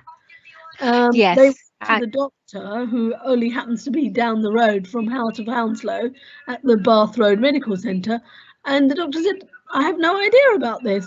I haven't been involved with cancelling any appointments.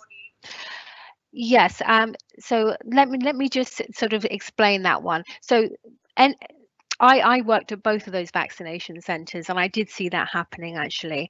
And the reason is that the second dose was cancelled. So and that was based on this sort of national decision to focus on one dose and to focus on more people getting vaccinated, because one of the things that I just really want to reinforce, and again you'll have seen it on the media, that there isn't enough vaccination for everybody to have a second dose. So rather than everybody having 2 doses, vaccinate as many people as possible, and then just delay the second dose until there is sufficient supply. And sufficient supply will be a few weeks because it needs to be manufactured at pace. Now, all the people that should have turned up for their second dose on the 8th, because I was at that clinic on the 8th, were contacted in the majority. But we were aware that there were some people who weren't contactable for whatever reason.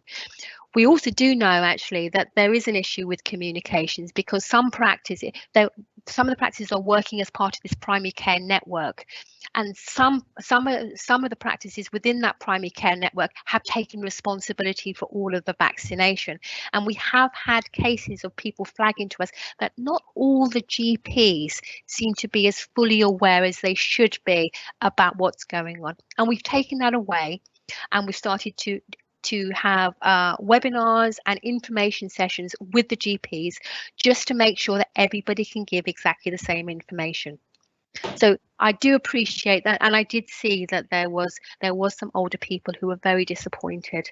But every attempt had, attempts had been made. I'm not sure every attempt had been made, but attempts had been made to contact people to make them aware of that particular situation.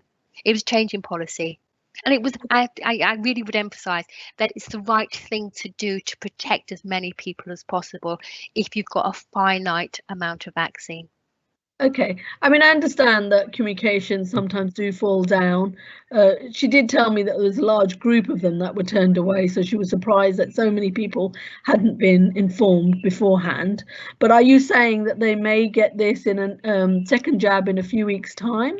They'll get it over in a 12 weeks. So it has to be, so the current span is that it needs to be given between a 3-week and a 12-week. It is more likely it's going to be the 12-week, but that's the new guidelines, is that the second dose will be at week 12. So the people that were vaccinated just before Christmas, that's 12 weeks, and they'll be called back for that. But in that interim time, because 25% of the vaccination that has been given out of the stocks nationally have been given to the same people as a second dose. That means 25%. We haven't protected another 25% of this this older, very vulnerable population. So yeah, so it's not perfect. So what I had been reading was that they were going to only change that policy for new people, not the ones that had had their first jab, so that those that had their first jab, they could have their second and be fully protected. I thought that policy was only going to be rolled out for any new patients. No, initially the edit that came out was that we would give those people that had been promised the second jab, but then nationally there was an instruction by NHS England that would be changed, and it was changed, and it is in response to this massive increase of cases and this massive increase of hospitalizations. But in light of the fact that we now have 3 approved vaccines, we've only got 2 on the ground, and we've still got, remember, these are new vaccines, so they have to be produced. So you don't suddenly go from a new vaccine to having massive supplies. They have to be manufactured. They take time. Okay, so hopefully these people will get it within the next, as you said, maybe they'll get it by week 12. By week 12. I'll relay that back. That'll be useful. We'll make sure communications are, because communications are led by the NHS, and we do know that actually well, the NHS are very keen to keep those communications contained, but we could do more as a council to make sure that people are aware. A bit like, when you're called, you would be called at short notice, but be ready, and please do attend for your vaccination. Okay, thank you for that. I'd just like to say I'm really impressed with the new track and trace that you've got at 3 different places within Hounslow, one of them being in Wellington Day Centre, one in that goes live next Library. Week. Yeah. It is a really positive thing. Yeah, thanks, Vandana. We really need to move on because we were late starting the meeting as well, and we're running really late. Hopefully that's useful for everyone, though. Yeah, thank you very much. Okay, we'll go next to Councillor Tom Bruce. Any questions? Thank you, Chair. No, I don't have any questions. I think Councillor Chopra asked them all. No. Thank you, Kelly and Sam. The only thing I actually I'm joking, Vandana, you know that. No, the only thing I wanted to say was there were some questions actually, Chair, in the that have been published in the Q&A. I just wanted to check that they were going to be picked up at some point. John's going to pick them up for me. That's fine. And I believe Dr. Mahmood has put in the video somewhere here, so if that could be shared somehow as well, that was alluded to earlier, that would be really useful. But no questions from me. Thank you, Sam. Kelly. I think the best way might be we'll ask Bill if he can just forward the video on to all of us later on. Yeah, so we can have a look at that. Okay, Councillor Garywell, you can share my computer. You know what we're sharing today. Thank you, Chair. No questions. Yeah, I'm okay. Lovely, thank you. You could have just told me that. Didn't have to pull it over. Okay. You want his Councillor time Vikram on the screen. Exactly. Councillor Vikram Garywell, any questions? I wish I could slide through your screen like that as well, Chair. Just a couple of quick questions from me. One about first and foremost, Sam Kelly, thank you for the fantastic presentation. It's one of the most comprehensive ones I've seen on this topic ever, and it was really well done by you, Sam, as well. In particular, I haven't seen you before, but well done. In terms of the 2 points I want to raise, one is about the last-minute change of venues for people that are getting their vaccinations. The reason behind that is that just proportionating people that are getting their vaccines on the day across various venues, so there's no overcrowding and so forth. No. And okay, and the second question. So I have BBC News on for most of the day, and I'm very envious of LA. One, because they have Disney World there, and two, they're using that and the Dodgers Stadium, their baseball team stadium, to use as mass vaccination centres. Will we start using, for example, Brentford Football Club Stadium or Twickenham Rugby Ground as a mass vaccination centre? Because I think that would be a fantastic idea. Yeah. So your first question about the last-minute change of venue, it was a hiccup. Essentially, the vaccination was delivered to the wrong venue, so it's delivered to Chiswick, and unfortunately, because it was the Pfizer vaccination, you can't then move it. So this is the unstable vaccination. However, the previous patients then had to go to Chiswick. Although previously, I think the previous week, Chiswick managed to do sort of well over 2,500 vaccinations in 3 days, because an additional batch got left with them, so they then used it up. So the logistics by the NHS has been a little bit ad hoc, not quite as good as it needs to be, but hopefully it will iron out. Hopefully it will iron out. I think that this is a massive program, So you know, it's got early teething problems. They will be ironed out, but we just got to go with the flow. And I think people have been pretty flexible. But hopefully, once all of these vaccination centres are fully established, that will sort itself out. In terms of the mass vaccination side, they all have to be agreed by the Department of Health and Social Care. So we will have a mass vaccination site at Heathrow, which we will share with Hillingdon, and there will be a mass vaccination site at Brentford at the Leisure Centre. Those are the sites that they have identified. And you know, in terms of proportionate delivery, they're very sensible locations. I think it may be likely that additional vaccination centres will be up and running, but at the moment, I think it is pretty clear that there is, going back to that priority one of managing health and social care in the community, trying to ensure we have enough staff to be able to do that, and to do vaccination, and to do testing, and to deal with the many health and social care staff that have COVID and who are isolating is a little bit of a challenge. Thank you, Chair. Thank you, Kelly. Thanks. You're welcome. Okay, thank you. With that, we'll move on to Councillor Nisar Malik. I know you sent a message. You said you've joined the meeting. You can see and hear, but can you speak to us? Hello?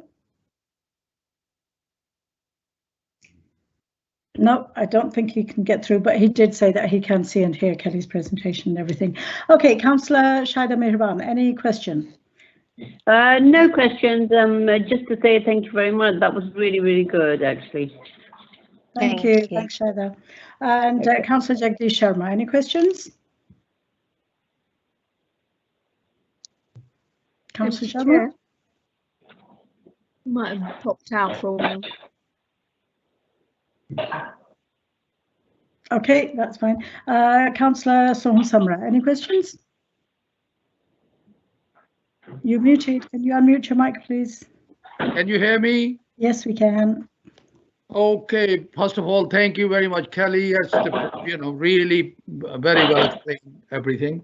My question is, 76-year-old young lady asked me, her doctor or secretary rang her to go to Chiswick from Hounslow West. I mean, she lives in Hounslow West. Yep.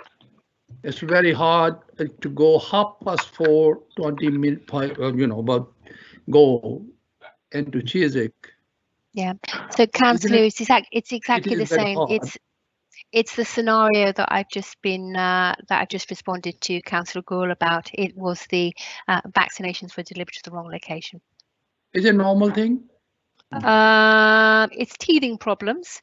It will be ironed out. It was unfortunate, but it's the nature of this vaccination. This Pfizer vaccination is that once it goes into a location, it can't be moved again. Okay, thank you very much indeed. That's a clarification. Okay, thanks a lot. You've done a great job. Thank you. And Councillor Smith, Karen Smith, any questions? Hi. I just wanted to clarify something because when you talk about the rate of infection in Hounslow Central, Hounslow Central is a much bigger ward than the surrounding ones, so probably the whole of Hounslow is a similar rate, because Hounslow South is quite a small ward, and if you look, it's really got very similar rate of infection to Hounslow Central as far as I can tell. So, people who aren't in Hounslow Central need to be worried as well, basically. Oh, entirely. So if we change the rates, if we go down to very, very small lower super output areas, the rates are dramatic. So one of the head teachers for one of the secondary schools rang me the other day and had calculated the rates to be roughly about 2,000 per 100,000 in a small area. So we can calculate rates at various geographical levels. We tend to do it based on sort of, at borough level, sometimes a little bit at ward level, but it's usually just indicative. And to be honest, Councillor, I think that the basis of the data is as part of surveillance. It allows us to be informed about where we target our resources. When this is all done and when our rates are a little bit lower, we then probably have the little bit of luxury to have, to do all the work that Sam does in terms of geospatial information and the really clever stuff. But you're quite right, absolutely right. Rates of infection are based on population size. And we don't always calculate them on a daily basis. And it goes to one place. That's why they said that they had to tell people to go somewhere else. People okay. were upset because they went to one, and then when they got there, then they were told that go to another one. Hello, can everyone please mute their microphones so I can hear something going somewhere? And someone banging on a door. Oh yeah, that as well. It's been Councillor Mayborn seems to have forgotten that she's on not on mute. Someone give her a call or send her a message, please. Okay, so okay, Karen Smith, was that sorry, was that all? Councillor Smith? That was all. Thank you. Lovely. Thank you. Okay, so I just add one thing, Chair, on the back of that. Yeah. The point about people going to Chiswick. I had someone who said they were sent a text. Apparently they do it by text, and they were sent a text to go and get their vaccination at Chiswick, but they didn't have an address, and they phoned me up and said, "Where is Chiswick Health Centre?" I didn't know. Is there any way we can get a list of health centres where this is taking place, so if anybody contacts us, we can easily find out? Because I looked it up on the internet and there was 2 health centres in Chiswick, and I was like, which one do I send them to? I've no idea. No, but that's a fair point. We'll make sure that we'll ensure that the NHS communications team and also the council communications team is really clear about the location. No, you're quite right, Councillor. That's great. Thank you. Okay, we have some questions, I believe. John, can I please ask you to read them out for us? Okay, Chair, we've got 3 questions. First one, have you managed to ascertain why the infection rates in the east of the borough are so much lower than the rest of the borough? It is a health inequality. It's entirely health inequalities. It's if residents in Chiswick, if you again going back to what if you determine rates of infection, people in Chiswick are tend to be white. They tend to be have sort of less jobs out where there is less exposure, and I'm stereotyping here because we did the Chiswick area forum the other day, and actually predominantly the cases that were positive by a huge margin were white. And it is purely based on deprivation, and deprivation is indicative of exposure and which job that you do.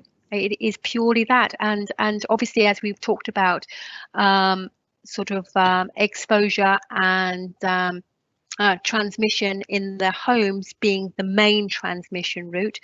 If you live in a house that's relatively small and there's more than a few of you, and particularly intergenerational houses, the risk is much higher. It is completely a health inequality. And this is not new. All that COVID it has exposed what Michael Marmot said in 2010. If you are poorer, your health is going to be poorer and you will die younger. COVID obviously has just exposed what we already knew. Okay, thanks, Kelly. Here's the next one. Is there a risk that the slight fall in infection rate figures will make people relax when they should be sticking to the stay-at-home rules now more than ever? Absolutely, and I think that what also contributes to that is people see the vaccination as it's on the horizon. If we can start to loosen up our behaviours. I mean, this is a really worrying position, because actually people do see this as the panacea, and actually there's a hell of a lot of people that are going to die in the next few months before they get their vaccination. And this is why our messaging has to reinforce, you have to maintain these rules. I mean, I did a vaccination clinic this morning, and one of the things that was really noticeable is that people think they can go and hug people. People think that the all these kind of hand space and space rules don't apply after one vaccination. These will continue to apply for months and months and months, even if you'd got one vaccination, 2 vaccinations. We have to be in a position where we maintain this, because transmission will be huge. I mean, if you think about our current rate of infection, we're talking about less than 3,000 people who are currently infected in the last 7 days. 3,000 people in our borough has created a massive surge of demand in hospital care. And if you look at the death statistics, that kind of massive increase is going to result in quite a significant number of deaths this month. You amplify that, and we are in a really dire position. It's really bleak. It's really, I'm not going to, flower it up. It is a bleak time. So that's why keeping that message live, making sure that people still follow the rules, is absolutely imperative. And it goes back to why I said having 1 dose of vaccine can afford some degree of public protection that 2 doses of vaccine and a whole host of unvaccinated people could afford. Thanks very much. And there's one last question from the public. This is a medical question, so I'm not sure if you can answer this, but I'll read it out. Are there any plans to prioritise vaccinations for patients awaiting major surgery, such as cancer or heart surgery? By way of example, I have an underlying heart condition which would put me in group 6 on the priority list, but I'm due for heart surgery, and I believe that going into hospital would put me at considerable more risk than I would be otherwise. At the moment, the prioritisation is based on the Joint Committee for Vaccination and Immunisation.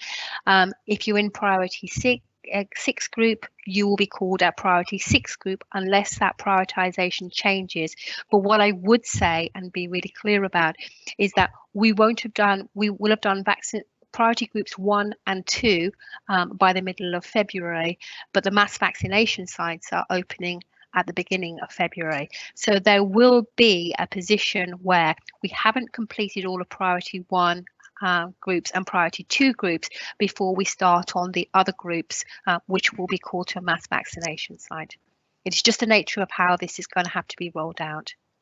So while priority group 6, I think what I'm trying to say is, while priority group 6 feels like it's a long way away, that may not be the case. Okay, and that's the end of the questions from the public. Lovely, thank you very much. Thank you, Kelly and Sam, for your presentation and answering all the questions. Thank you, and please do forward that presentation to all councillors, yeah, because I think it will be absolutely great. And I'd like to thank Dr. Mahmood, though he couldn't make it, but for sending the video, which I hope we can share with everyone later on. So thank you so much for that. Thank you. Thank you. And with that, we move on to agenda item number 6, which is the presentation on the Cavalry Barracks development. So I need to apologise for making you wait for so long, but we were a bit late starting, and then serious questions with COVID-19 takes over. Thank you. Just to introduce the speakers we have with us this evening. So it's Mr. Sean Groves, Ben Johnson, Stephanie Walker, they're all from Inland Homes. We have Ms. Katerina Polidoro from TP Bennett and Mr. Ben Smith from WSP. So your presentation, please, you would like to start? Who's going to kick off? Before you do, sorry to interrupt, it's Bill Lee, the clerk here, Chair. Yep. Harking back to your mention of our running late, the Constitution has a guillotine on all meetings after 2.5 hours, so we're going to need to suspend standing orders in order to go past 8 PM with the consent of the majority of voting members at this point, please. Right, okay. So shall we do that now? Yes, please. I'll move it. Go on. Yeah, hi, I'll move that Okay, so to the end of the business, please. Seconder, please. I'm happy to second. Thank you. So that's all done. Thank you very much. And okay, you can start your presentation now. Thank you. Thank you, Chair. Cassie, would you mind just popping up the presentation briefly, and I'll give it a short introduction before I hand over to Mark Gilpin at Inland to say a few words. Firstly, thank you, Chair and members, for having us this evening. We're really delighted to be with you. Katie, would you mind just moving on to the next slide? Thank you. So just by way of a very short introduction before I pass over to Mark, I wanted to just refresh members' minds of the Cavalry Barracks. I'm sure that some of you will be aware of the site itself, and indeed we've met with a few members of this forum to date already. On the right-hand side, we've got an aerial view of the Cavalry Barracks site itself. You can see Beavers Lane running along the south of the site, Beaversfield Park to the north. On the left-hand side, we've got a front cover of the planning brief for the Cavalry Barracks. Members will recall that the Ministry of Defence announced back in 2016 that the site was surplus to requirements for the military. And upon hearing that news, the London Borough of Hounslow started to put together a planning brief for the site to set out its ambitions and goals for the future of the Cavalry Barracks. Members might recall that Joyce Ip, a regeneration officer who led on that planning brief, presented to this forum back in 2019. So I hope that provides a bit of a refresher. And with that, I'll hand over to Mark Gilpin at Inland. Thank you, Sean. Can you hear me okay, everybody? Thank you for allowing us the opportunity to speak to you today. I've been looking at some of the videos of your previous forum meetings, and I have to say I found it absolutely fascinating and pretty unique. So I think you do need to be applauded for the intentions of this forum. One of the main things that we always want to understand is when we go into a community, what the community is about. And actually just listening today, as much as anything, we get a really serious understanding of where you are and who you are. As I said, my name is Mark Gilpin. I'm the Group Planning Director at Inland Homes. We're pleased to be working in this forward-thinking borough. We greatly appreciate the engagement and interaction we've had up to date. We've been working closely with many parties in the borough, all the way down from the chief exec and the leader, all the way down to the general public. As a director of the business, I'm happy to answer any questions today. And before I hand over to my consultant team, I just wanted to say a couple of words. Inland are a mixed-use property developer who work across the whole of the southeast of England. We work in a wide variety of locations, both London-based and also in other urban, suburban and rural locations. We're well versed in delivering high quality developments and have previously acquired a number of other MOD sites. And many of those sites have been as complicated as this, and also have had listed buildings on, which makes this site incredibly special. The Cavalry Barracks is a special site, and it will be a key part of our future for many years to come. We're therefore keen to fully engage with you as a community, and we want to get it right. And when our application comes in, it will be the first step along probably an 8 to 10 years process. So we will learn lessons together. We have plenty of time to work together and make things happen and change things. You know, even over the last 12 months, we've seen how the world has changed. I'm sure in the next 5 to 10 years, things will change again. So we want to be part of the community, and we want to work with you to make this a special space. So please feel free to work with us and to contribute to the long-term success of this site. I'm now going to hand over to my architect, Katya, who will provide a brief overview of where our designs are, leading up to a submission of our planning application at the end of February. Katya, if you'd like to take over. Thank you. Thank you for having us here. Trying to be brief, but to run through the key points that brought us to this moment in time in terms of design. There is plenty of time to accommodate further thinking, so please let us know. We started with an overarching consideration. Personally, and with my team, we have been working in Hounslow for quite a while now, in the past possibly up to 7-8 years, and I found it incredibly refreshing because of the vibrancy and the multiculturality of the community, that also presents a lot of opportunity and opportunity to fulfill a lot of the needs of the complex community that we deal with. Some of the key principles that we set up at start were the connectivity that is fundamental for every community, key sustainable principle, how we set up the master plan to maximize quality home, genuinely affordable housing, and our client will probably expand on these further later on. Responded to what I just mentioned, so the inclusiveness and the openness of the site to respond to the variety of Hounslow community.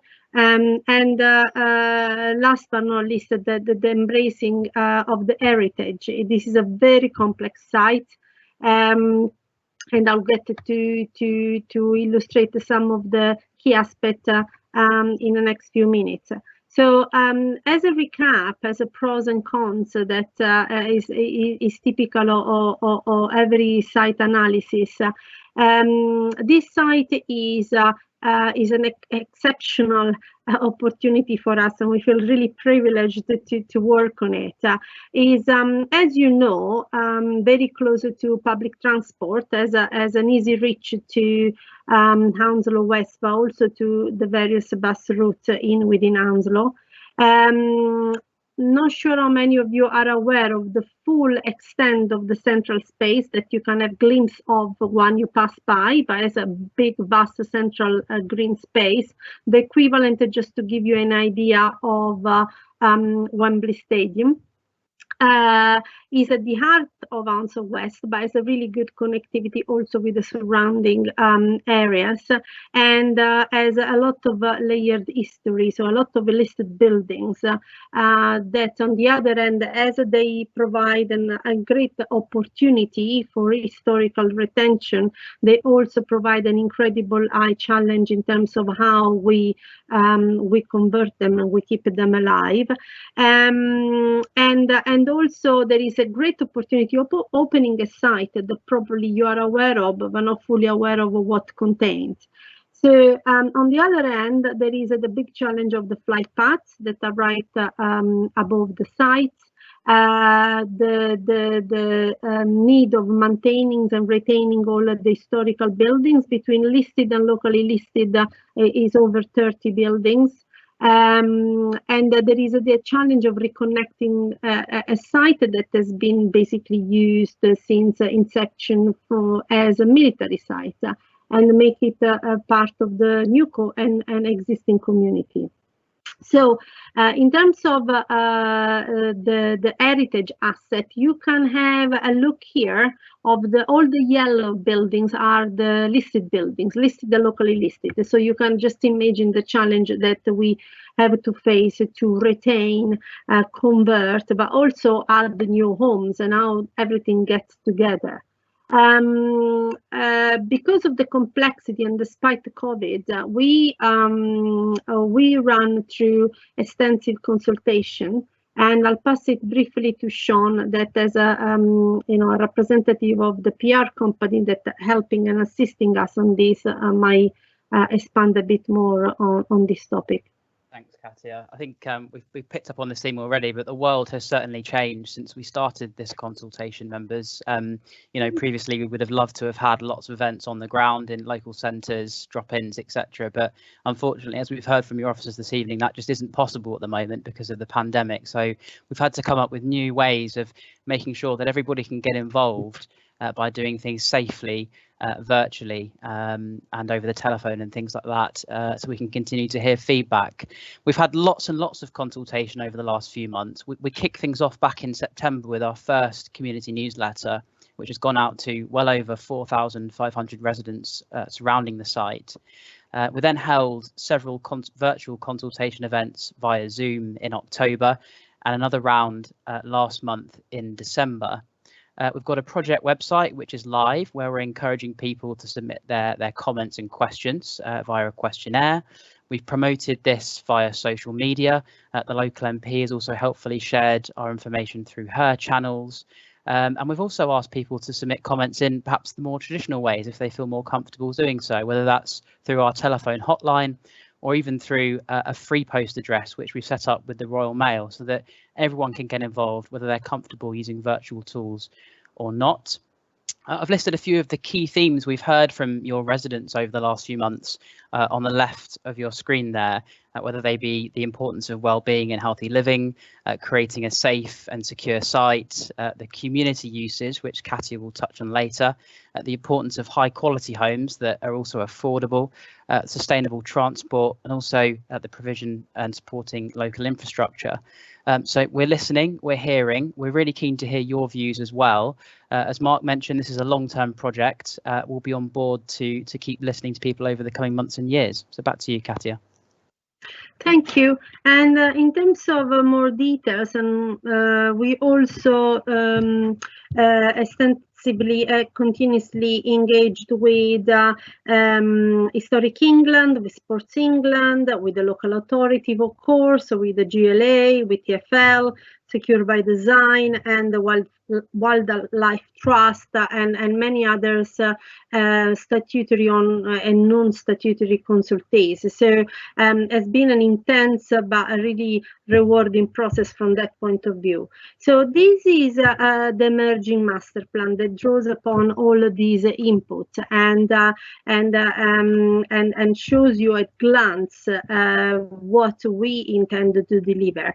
So at the moment, the site is completely introverted. You cannot get in. You can just see from the main entrance. The intention and the main intention is to open up the site south, a connection to the park from the east, and also further to access, vehicular access and pedestrian access from Beavers Lane. So the site, where possible, will become completely permeable, will be part of the community, will be part of the town, and as it evolves over time, because this is like at least a 10 years program, will gradually be knitted back with the existing surroundings.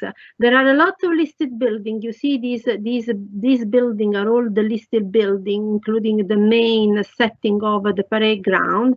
All the others are all new built. There will be apartments, houses, maisonette, different kind of typology that will respond. To give you an idea, a feeling of the space, this is 180 meters by 120.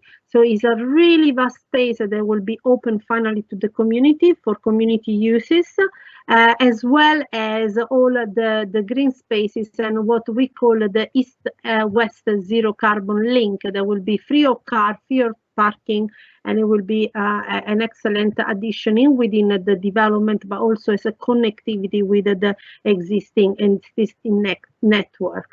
So we'll, the key point will be to deliver up to 1,800 new homes, although these numbers is variable and we're still working it out. There will be community facilities mainly located to the south of the park, of the site, so that is accessible easily from everybody, and also to the north on Beaversfield Park. There will be play facilities and as I said, the further connection.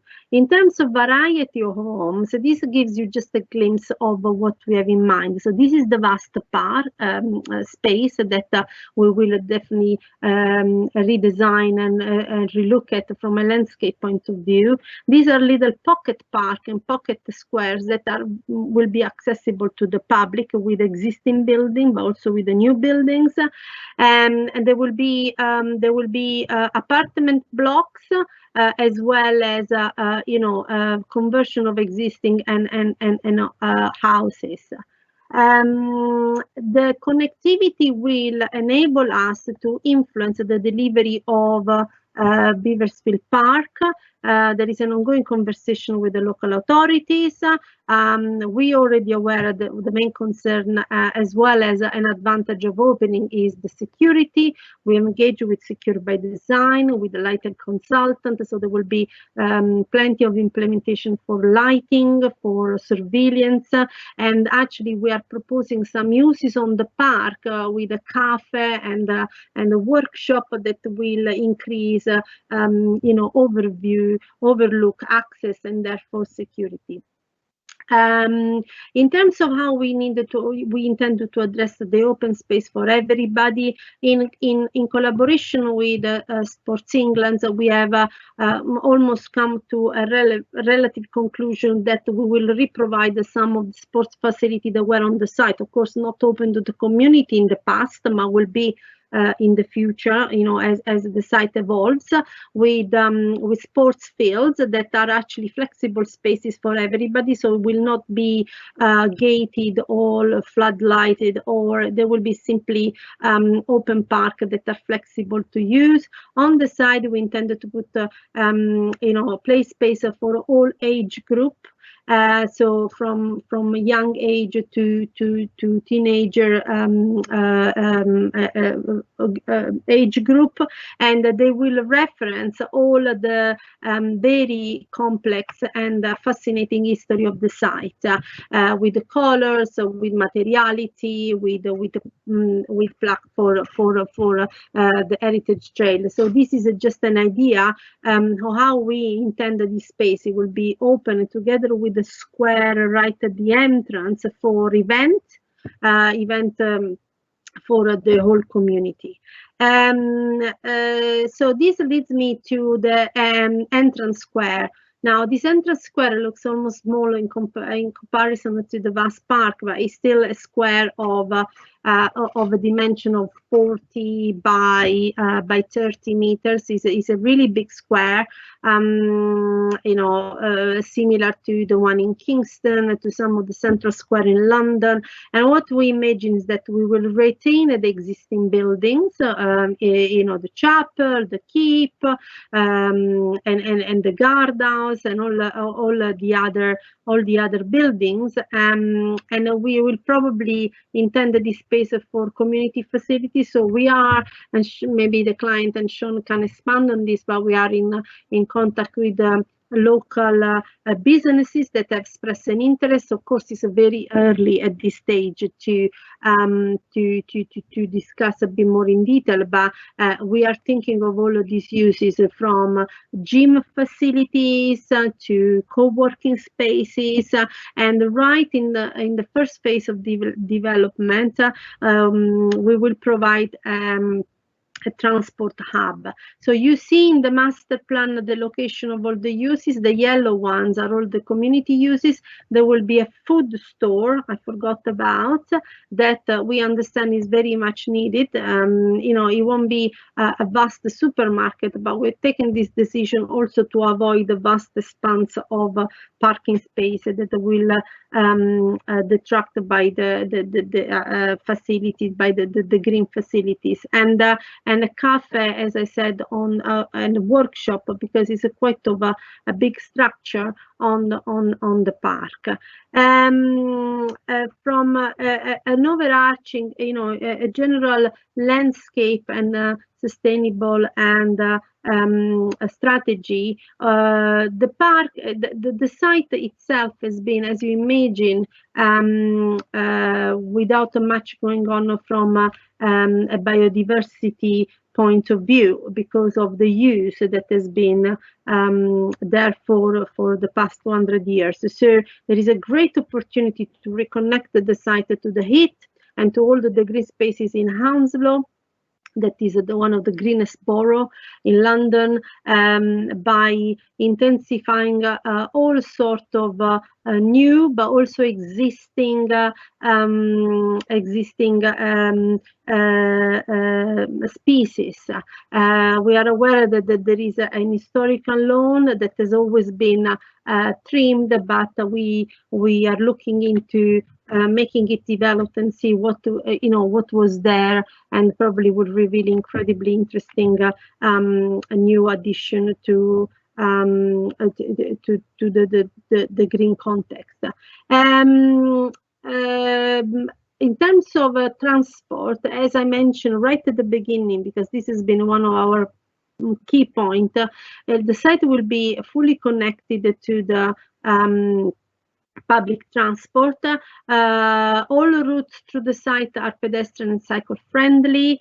We are providing currently around 500, 600 parking spaces, but there will be also going forward, embracing how the world is changing, the facilities of car club, and also we intend to deliver a mobility hub right at the entrance of the site.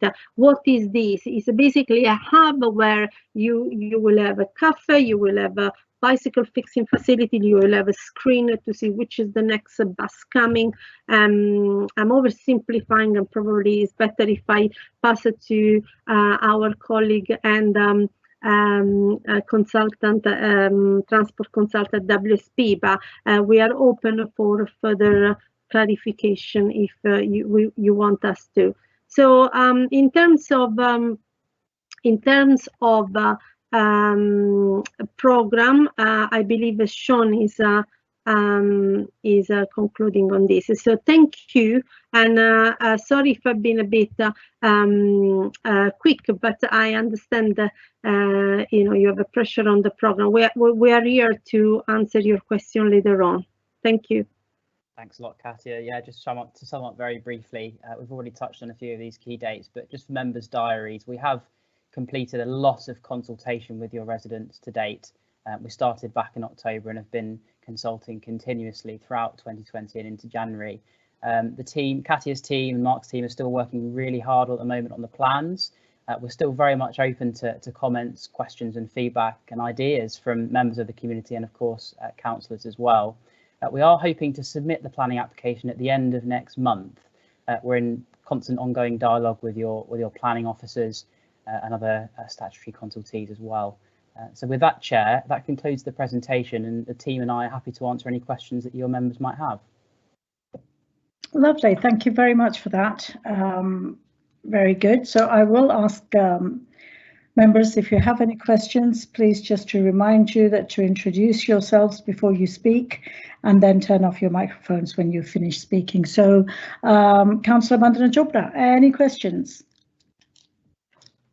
Yeah, thank you, Chair. Sean, thanks for the presentation. Is this much the same as one we saw earlier in the, was it last year that we saw it that you presented to us?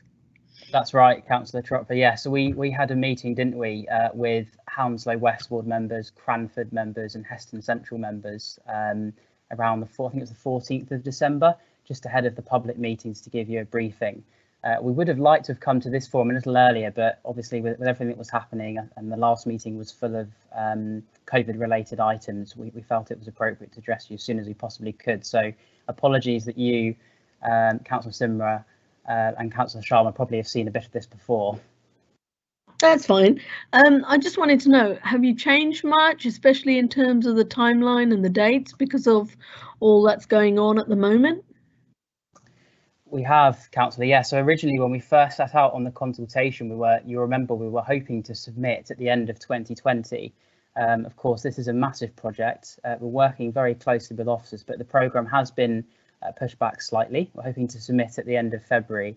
But as you'll know, in that time we've managed to sort of get in lots and lots of consultation, not just with residents that we've written to, but also with other groups too. So we've got an ongoing programme with a couple of the local schools in your ward. Beavers Primary School working on arts and crafts exercise, for instance. So we're quite pleased that despite the challenges, we've done our very best to get everybody excited and involved in the project. Sean, can I just step in for a couple of bits, if that's okay? I think, yeah, I mean, we're pushing for quite a tight timescale. I think that for a number of reasons. One, you know, it's in our interest to do that, but I think also we're very minded of the need to get on and start developing sites like this, because what it will do is not only will it start to help bring a community together, but it will enable a considerable amount of jobs to come into the location, and also a considerable amount of affordable housing. So we think, you know, given everything that's going on, you know, boroughs such as yourself, which are very forward thinking, given the opportunity to start regenerating, has a real economic uplift. And so, you know, we are pushing quite hard. We've got a very good scheme. My architect is and her team are working incredibly long hours to make this happen. But I think there is an imperative on all of us not to dilly-dally, as others may have done in the past in other locations. We want to make things happen, and hopefully you'll be able to support us in that aspiration. Yeah, I mean, it's a good scheme. I've looked at it, and we had loads of questions and comments that we posed to you in the last discussion. I don't know if you've sort of taken those on board and fed back, and also made any changes as a result of those comments. I think, I mean, there are there's an awful lot of changes that have happened, which are not necessarily that obvious. So there's been a considerable amount of attention to detail now. We're looking at listed buildings. We're looking at relationships with neighbours in particular. We're understanding the ecology, excuse me, on trees, things like that. We're improving the sustainability. We're reducing visible car parking. There's been a lot going on, even since we last presented to yourself. I say it's not necessarily that obvious. There's a lot of very subtle stuff, but the detail is quite considerable now.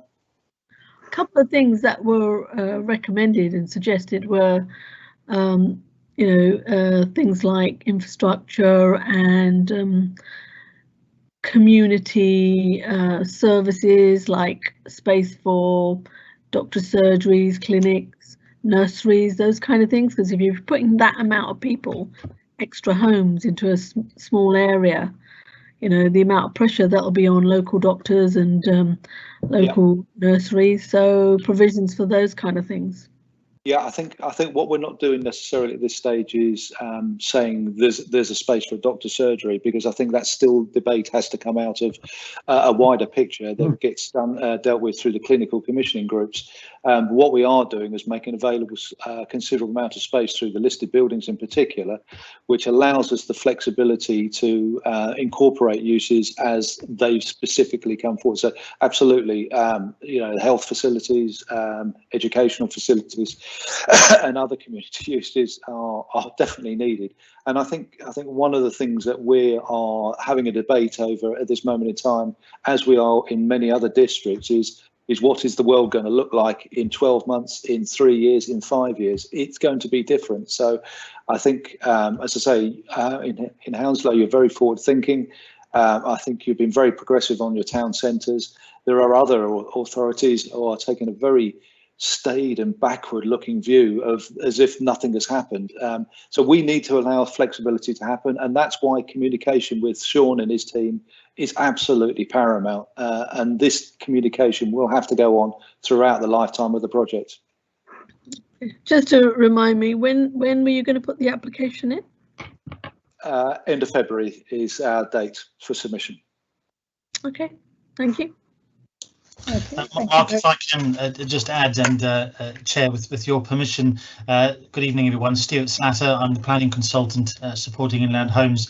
Just to take what Mark said one step further about the community infrastructure, is some of you may be very familiar with the community infrastructure levy, which is a payment that every developer is required to make as a function of the amount of development they're bringing forward on the site.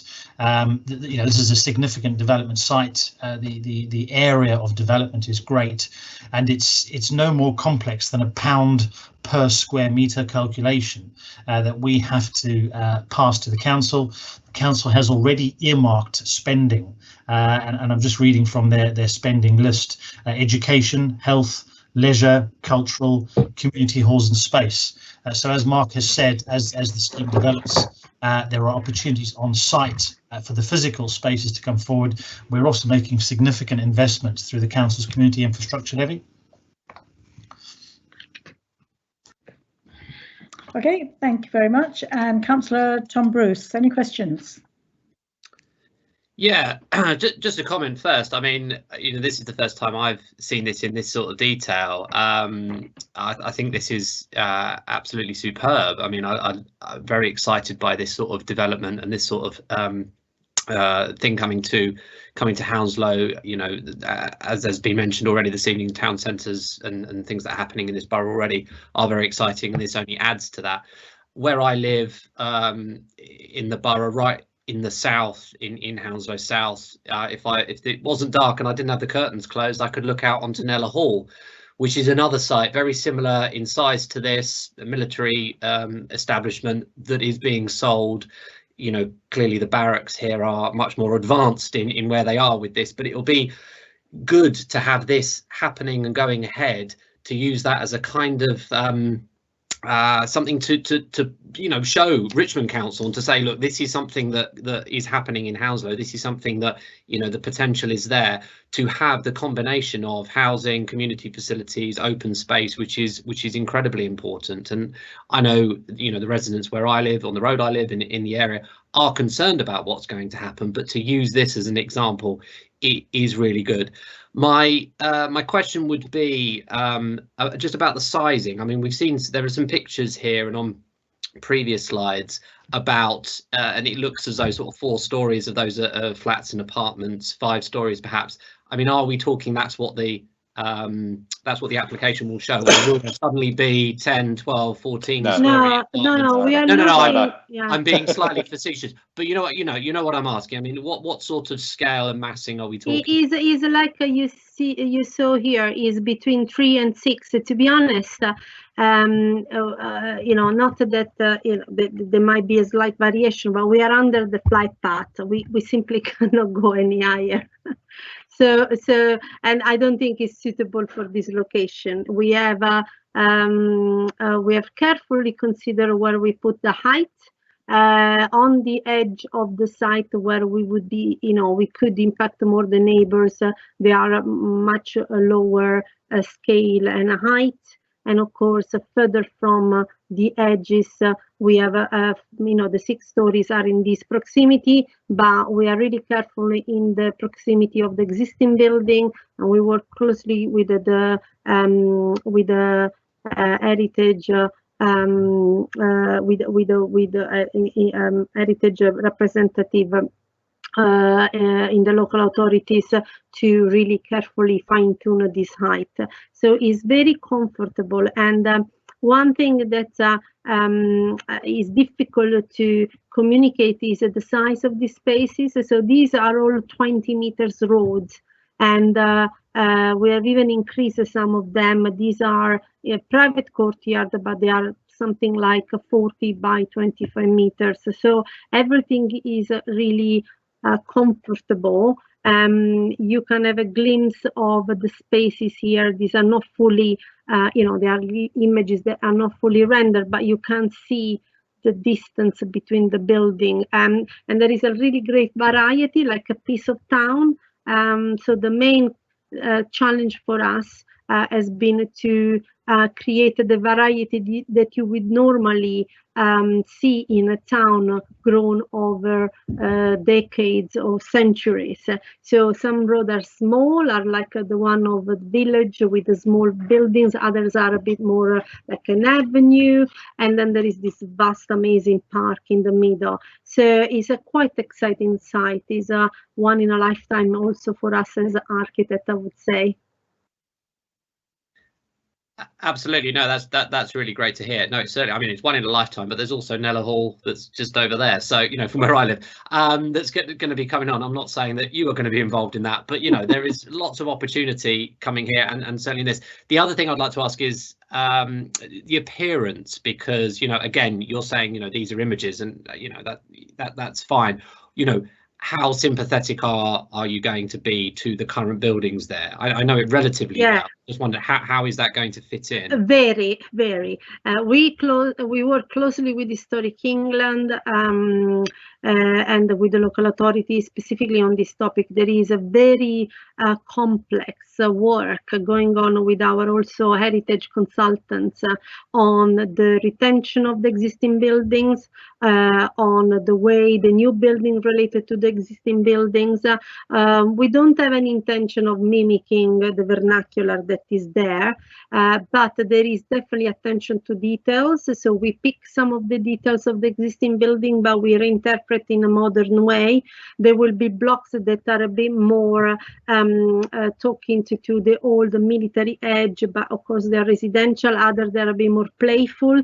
We have also very carefully responded to the challenge of the noise with winter gardens where necessary and closing space where necessary. So there is a really careful balance between the study of sun and light penetration, protection from noise and pollution, increased green and biodiversity, and in terms of architecture, everything is really carefully considered. So you know, we hope to be able to start releasing a bit more detailed CGIs to the public soon, but we feel really excited about it, and there is an ongoing conversation, as I said, with Historic England and the relevant representative at the local authority. Excuse me, I just one comment I'd just like to make, Councillor, if that's possible. I mean, the architecture is obviously incredibly important, and my brief to Katia and her team has been to create something that is special and is very distinctive. But I think the other thing that needs to be considered here, which is why this is unique, is all about space and about public realm and about connectivity. I mean, what we're creating here, that central space it's as Katia was saying, it is quite mind-blowing how large it is. It is the size of Wembley Stadium. And I can't think of any scheme I've ever done which has got at the heart of it something as incredibly sized as this. And that gives you as an authority and you as members something to hang your hat on and say, do you know what, we can do something here that we can all be proud of, and actually say something that's very distinctive about this part of the borough, which at the moment is incredibly closed off. So I think it's a great opportunity for everybody. So you can see here, it's not very clear, but you can see this pocket park and, you know, the existing building and the new buildings and the scale and the variety. So hopefully gives you a better idea. That's really very helpful. No, that's fantastic. I mean, it sounds from what Vandana's been saying, Councillor Chopra has been saying already, that there's already been a lot of consultation with the local ward councillors, which is superb, and that's really helpful, and residents obviously as well. One last thing, Chair. I mean, it's more a comment just at this stage, and it's not really something that anyone here necessarily needs to answer. But there's been some issues recently in Brentford. I don't know if anyone has seen about an area, the docks, that have been gated in the last week or so, and they've been shut off where they've previously been open. And my point here is, I just want to publicly say I would be very disappointed if that was to ever happen here. And I know that's not something that people here I'd like to answer, but it's something that I want planners to take very good care of and make sure whatever happens that this, you know, we write it in that this isn't going to happen to this site. Yeah, I'd like to answer it. It's a fascinating part of the work we do. I mean, you've heard earlier from the local police force that crime statistics and things like that. I mean, as designers, we have this fantastic aspiration to make sites like this very inclusive, and we're very clear in our aspiration, which is to provide a route all the way from the Heath, excuse me, all the way through the site, all the way through Beaversfield Park and up to the station, which allows everybody to flow through the site and makes it very inclusive. The counter to that is obviously that becomes potential criminal hotspots for rat runs and things like that. So as we will own the site, excuse me, pardon me, we have a responsibility as part of the management company to make sure that any issues of security are well controlled. So the aspiration is to keep the site open. The potential is there something to be done at night, maybe on Beaversfield Park? I don't know. I think that's to be debated. Absolutely. Thank you very much. Thank you, Chair. Lovely, great. Thank you. We'll move on to Councillor Garywell. Any questions? I'm okay, Chair. No question. Thank you. Okay, Councillor Vikram Garywell. Any questions? Thank you, Chair. Similar to Councillor Bruce, it's the first time I'm seeing this, and it's absolutely fantastic, I must say. You know, growing up just a stone throw away from this on Warwick Road, I used to and have been here a few times. As a young cadet, I used to go there quite often. So it's really great to see that you'll stick to the heritage of the site, the colours of the soldiers, and you're incorporating all of that in here. And it'll be a real masterpiece, I think, because of that, and an asset to the community. Chair, I don't have any specific questions at this point, purely because the social infrastructure elements were touched on by Councillor Chopra and answered already. But that would be my only concern, that the social infrastructure strains of 1,800 new homes, many families moving into the borough would naturally be a concern of ours. And there is obviously Section 106 and so forth obligations. But it'd be, you know, it's great to see those spaces and the discussion about a school or GP surgery on the site as well, because I think that's vital. That's great. Thank you very much. And Councillor Shaida Mehban, any questions? I haven't actually got any questions, and it's been really interesting just listening, because obviously I can't see the slides and everything. But it would be really good to see some of the slides, and maybe with one of the officers just to talk over a couple of things. But yeah, I mean, it is probably a good project for the area. Let's see how it goes, because really I can't see any slides. I can't really comment, but I'll leave it there. Thank you. Okay. Chair, it's Sean here. I can arrange for those to be sent. I'll liaise with the secretary and get those sent over. Councillor Mehban. Oh, that'd be great. Yeah, that'd be great. Hello, Chair. Thank you. Hello, Chair. It's Bill Lee, the clerk. I think Sean had already sent these slides earlier. I've put them on with the agenda. So the agenda everybody was sent. was created ahead of any of the presentations being available.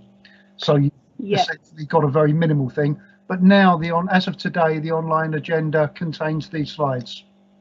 Okay, all right, that'd be good. Thank you. Okay, so Thanks, shall Bill. we check that out? Thank you.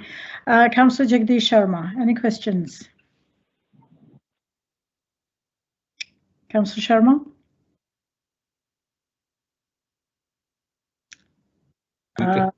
That's why I couldn't ask question. Anyway, I attended 1 or 2 meetings. I think I must say that I'm happy in the sense that I find Sean and his colleagues very keen to consult the community. That is, I think, point goes in their favor. But unfortunately, due to the circumstances, I can't say that it is at the end of the day going to be very good consultation. But then there are limitations, not their fault. It's the current circumstances we are going through. So there are these. I last time expressed my concern because of the pressure. It's such a big development, very interesting. But when the pressure of such a big development on the existing facilities of the council, and I'm sure the officers will be talking about the community investment levy, and I want to make sure that we put a condition on that all this, whatever is agreed at the end of the day, is spent only for this development to improve this either area or the other whatever other in some other areas around the problems that will be further exaggerated. More problem will arise. It's a big development, but then there are certain other problems that arise when there are 2,000 people who are all of a sudden coming from different places. I will be happy also to know that what is being, which organization you have consulted, like for disabled people, they've taken their views into consideration, what should be there, sort of consultation, the police force, so that they know that these are not very dark areas there. I've been going around in the borough at election times, and we all there stand and then discuss that how at that time why people didn't think this. So all these other organizations, other voluntary organizations, as well as community organizations, if what sort of consultation you had and what was the points you agreed with them or taken into consideration in the development of this big project. Okay, I'm not going to ask questions now anymore because I can see the time, and but I'm going to contact Sean and I'll send you some questions, or if you could instead of highlighting here and keeping everybody, we as ward member are more concerned than my colleagues are, but we like to have the views of our colleagues as well. We value that. So this is why it is important when anything is to be asked done in the meeting, so that everybody knows. But as I said, circumstances are not in our favor, and we can't personally meet, and virtual meetings, we all know how much we can achieve. So I'll just leave it like that. Okay, thank you, Councillor Sharma. So you're going to liaise with Sean yourself directly? Yeah, yes, I will. Okay, thank you very much. Councillor Saun Samra, any questions?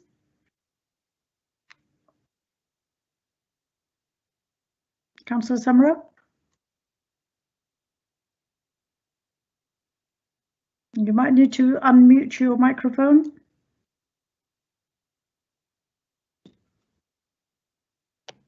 Okay, Councillor Samra is not there. Councillor Karen Smith, any questions? Yes, just a quick question. You're retaining ownership of the site, so does that means all the properties will be leasehold, including the houses, does it? Yeah, so we'll be putting them into a management company. So the management company will manage the site. So there'll be a variety of people coming onto site, so there'll be registered providers and leaseholders, etc. So, did you have anything specific you were concerned about? No, not necessarily. Obviously, there are issues that come with leasehold, and Yeah, and I think that's one of the good reasons about having a management company that sits over the whole lot and controls it. They can deal with security issues, cleanliness issues, maintenance issues, etc. It is important. But again, as I said, the project's going to last a long time. It will be a big part of your community. We do want to keep hearing what you've got to say, for the next few years. Well, it looks fantastic, and I did used to go there when I was a child because I had friends that lived there, so it'll be interesting to see the change. Yes. It's got amazing history, absolutely amazing history, and it's one of those sites. I've been interested to hear a few people have actually been in there, because we were concerned that nobody had been in there, sort of thing. So it's encouraging. Thank you. Okay, thank you, Councillor Smith. John, could you just tell me if we have any questions on Q&A, please? No, we don't, Chair. Okay, there was... Chair, it's Bill Lee, the clerk again. Yeah. And a question was submitted by a resident to me about this on Tuesday, who asked to remain anonymous. Okay. Both the developer and our own transport team have very kindly given answers to this. I've published it in writing with the agenda. So if the resident who submitted the question is listening, rest assured there is a bit of an answer, and it's now online. But would you like me to read it out now, Chair, or rely on the online version? No, yes, please, if you could read it quickly. I can indeed. With up to 500 to 600 parking spaces being created and increased road traffic around the development, what are the plans by the developers and the council to ensure that the existing roads remain safe to use with this additional demand through residential roads?